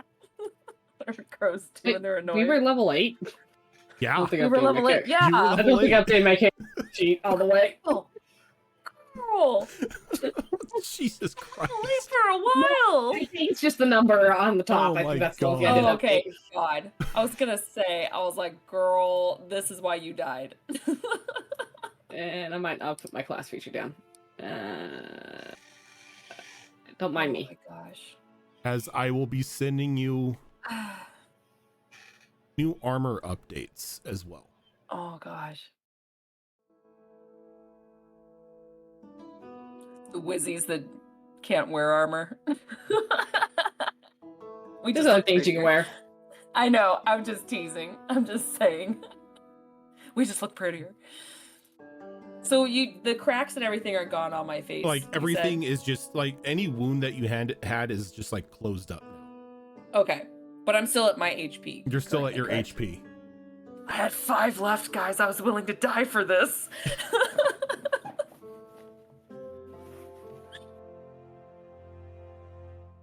Okay. Well, I'm not gonna look a gift horse in the mouth. Just snake. We can get all the help that we That need. snake. Snack. Gift snack in the mouth. But we take all I've the done help we can help. one other thing for you. I've repaired that tram line underneath the city. You can take it to Neverpass.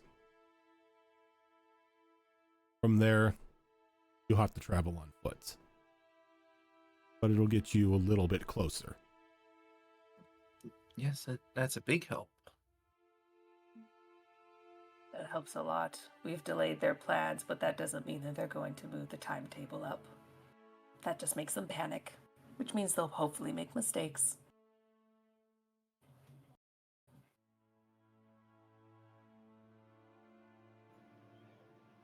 Looks at the group and his nods. I think you are in a good place now.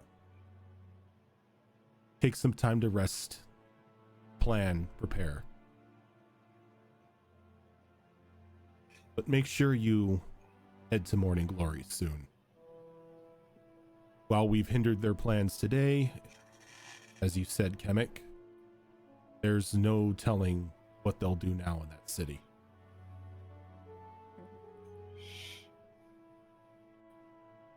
We'll put a stop to it. All of it.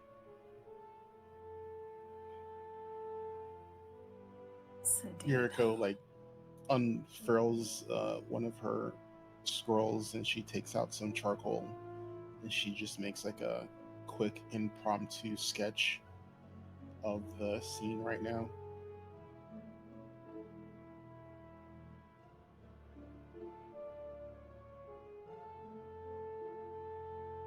Well, it seems like we have a bit of prep to do and a very short time to do it in. We should move quickly.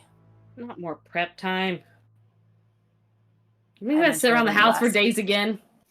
No, but we have that new pretty metal that I'm sure will come in handy. The faster we can forge some stuff from it, the sooner we can go. Don't you want a pretty new weapon? I don't know, the new weapon I got a little bit ago was pretty awesome. Just use the next couple days to celebrate with your new companion. He just looks at you confused.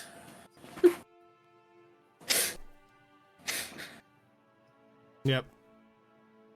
You get two confused looks. You just Where- like you just get the dumb puppy like head tilt like completely just. In duplicate. I mean, I guess we could have a drink. Drinks would be good. You know, Drinks? after that Hot drink, tub? drinks, hot tub. Yeah, that does sound good. Maybe some food. I am pretty hungry. With each other, relaxing, getting to know each other. Well, I'm going to my room. I have to study.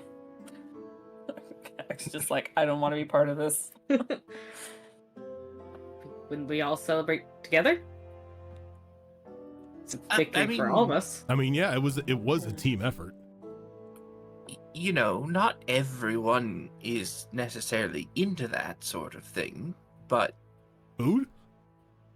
Drinks? Kamek slow head turns over to Mia, just like, really? Because Kamek knows. But Kamek's like, Yeah. bruh. do I have to spell it out for them, Kemek? Yes. Yes, you Might do. need a manual. Yeah. Because even though I was locked in my room, I can still hear these ears aren't for show. And the stuff I have heard, if you don't slap them in the face with it, they're not going to get it. It's actually quite annoying at this point. Somebody help me to my feet.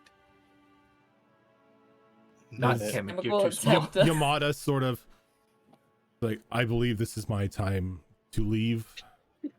Thank you. I have a couple individuals I need to speak to.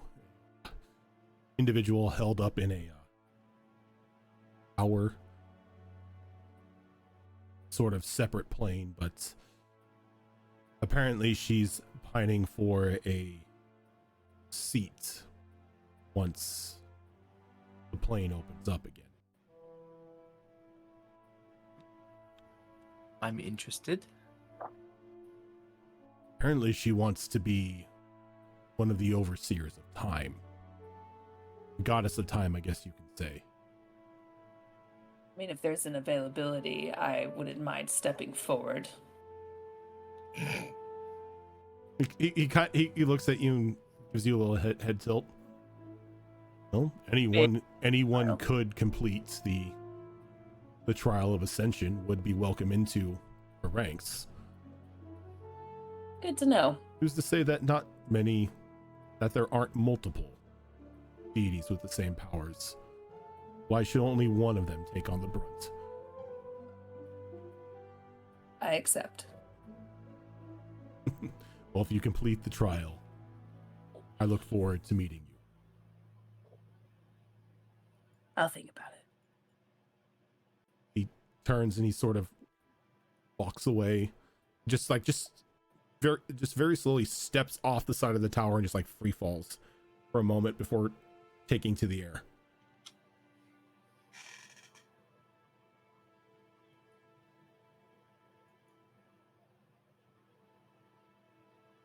Without saying anything, Kemek will walk through portal where the front door is to their home.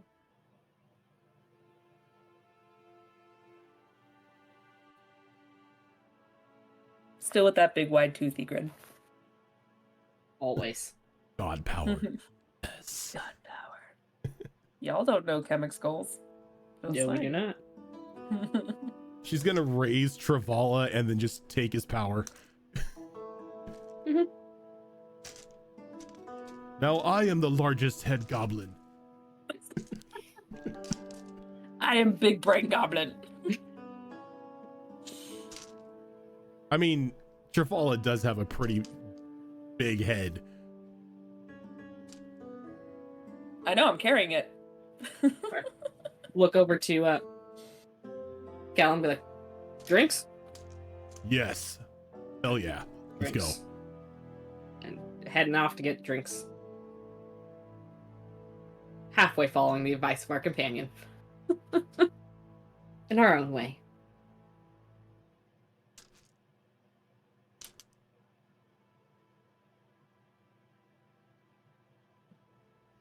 So do the rest of you follow? Yeah, Garrett if goes yes. for everyone to go through. If somebody helped me up, I'm just going to be clinging to them through the portal. Well, and- Kemek actually said they were going to go forward, then you said not Kemek, and I'm like, that's fair. I would have. difference. I don't think I would've worked would out. have helped poor Mia up at this point. Okay, then you've got a Mia-shaped backpack on you until we get in the house, and then she. That's fine. You're light, Passes and it out gives on me. the Passes nearest out for a couch. while. Yeah, you guys got Hey. it. You guys got at least 3 days before Mia has her ability to cast magic again. Yep. Hey, look, I have wings now.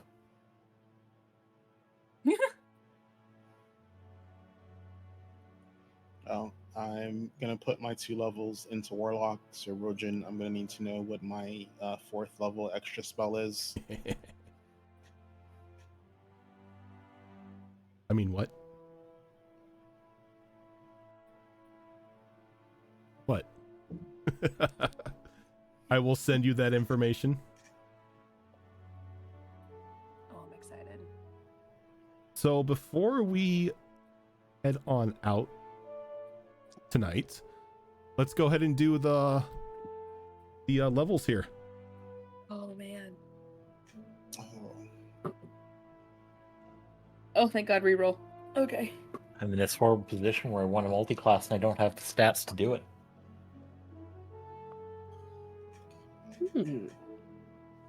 I rolled 10 total on the die, plus my con, which is... Oh shit, I got 20 more HP. I forgot I maxed my con.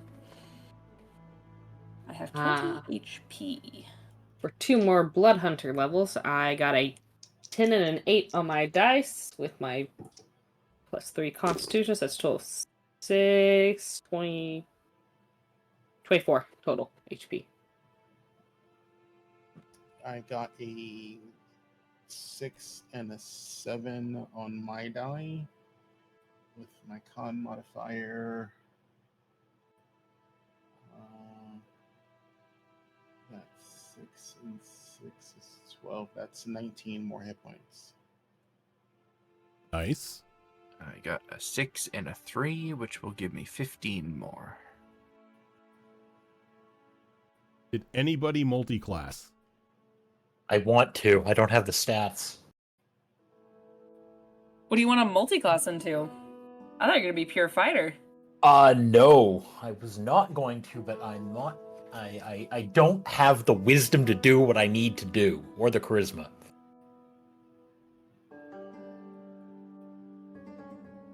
There are minimum requirements on that nonsense? Yeah. There is on certain stuff. They're put there for your safety. Yeah. Means I am going to do them as fighter. So that is going to be a 6 and a 7 for a total of 13, 14, 15, 16, 17 extra hit points, which puts me up to 130. No, 120. I'm at 122. I'm at 119. Anyone under 100 hit points? I mean, The wizards. Yeah. the wizards. Yeah. The wizards. I'm close. Just close. I'm not close. No. I've got 76 total HP. I mean, that's not Ooh, bad. yeah, That's not terrible for a Yeah, wizard. That's not bad. I mean, it's not Yeah. bad considering, you know, I can convert, I think, like a maximum of 60 something into shield points and then just heal myself back up to max HP as well. Vitamancy. Yeah. Yeah. Vitamancy's Something stupid. broken. Yeah. Oh no, wait! What? I lied. I'm at exactly 100. That's right, because I got... No, wait, I mathed wrong. It was 6. You always math wrong. No, that is right, because I got a 6 and a 4, which is 10, plus 5 con per die, so 20. I'm at exactly 100 HP. Nice. So I refuse to be squishy.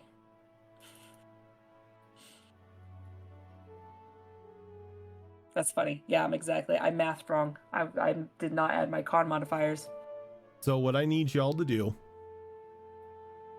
is I need you to message Zorro about what your glow up looks like. Mm-hmm. Give Zorro your stats.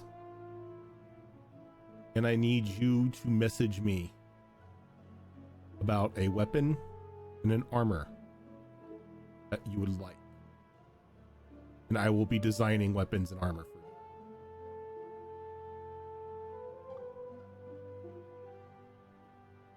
I'm not think of timey-wimey shit. As I will say, these weapons and this armor will have incorporations of that star metal orb that Oh, that's cool.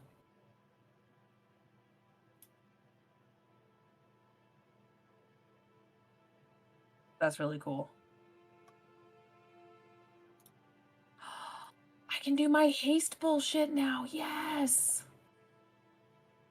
Ooh, I can do Yes. that thing where I can touch things and learn about them. I get to automatically know haste and I can do it on someone or myself, and you don't get the negative effects. You don't get the exhaustion. Unless I do it again. That's cool. Yay! Oh, that's fun. Yeah. Yep. So let me know. Yep, and please let me know. Send like you don't have to send like any stats or anything like that. I just need to know like the type of armor and the type of weapon that you want, and I And if you have any ideas of like what you would like it to do, that way I can sort of mold it and give it like a little special zing to it. That way we are ready on Monday to pick this up and begin the first steps towards the closure of the first act. Damn. This is exciting. This is very exciting. Yeah, that was a whole lot of curveballs in Yeah. that one today. Yeah, not gonna lie, I didn't expect Breathtaking Wind to do that. Yeah, I didn't either. And then I was the idiot over here with the freaking Finger of Death, whatever, and I'm like, oh my god, I have fucking Counterspell. Do I use God, it? I had it. Nah. No, because every time I've tried to use Counterspell, you're just like, it's not a spell. And I'm like, well, fuck me. And then it got to the point to where I just didn't use it. Because every time I try to use it, you're like, it's not a spell. I'm like, damn it! You kept trying to counterspell like natural effects. Well, you know what? You can't blame me for The trying. counterspell is breathing. I stand corrected, by the way, because I'm taking ASIs, so that puts me at a 132 HP now, because I went to next for 2 points of con. Nice. Nice. Nice. Oh, okay. Really? You didn't go to 22 strength? Now I can work. Now I know what I'm doing on my downtime. Now that I have access to 5th level spells, I can finally do the was it Wall of Time? That tome that that scroll I've had forever, but I was like, I'm not gonna waste the resources because I can't do level 5 spells, so I'm gonna do that. It's a good thing I bought a fuck ton of paper. Yeah, I was gonna say it's not like you didn't buy a couple thousand sheets of paper and ink and everything back when you were in Madtown. I bought like thousands of paper and ink. I'm like, this You went happen. you went to Ramshackle Tackle know. Box and you're just like, yeah, give me all your paper. Emptied out their inventory. Like, I want all It's of gonna your take a paper lot of and paper all and of your ink for me to do the higher level stuff, okay? I'm stocked up. I That's don't only know if natural. paper's gonna be rare after this. You just walked into Staples and just bought every like sheaf of paper in the area. So you As guys have reams of 8.5 by 11. Yeah, I need all that. I need all that. I need all your paper. Do you have more paper in the back? I need that too. So as Call the other I'll take stores? the card stock as well. as someone who was working on a College of the Scribe Wizard, I feel your pain. Yeah. Yeah. If I got a hold of any spell books, it was like neat. Well, because the time for Yeah. them is super short to copy everything over. Well, and remember Yes. at the beginning, both me and Mia, we got really lucky with our rolls and found several tomes for yeah. us to work with. So we got a bunch more spells right off the beginning, Mhm. but a few of them I couldn't use until way later because of their level. So got to stock up on that paper. All right, so I think that's going to do it for us tonight.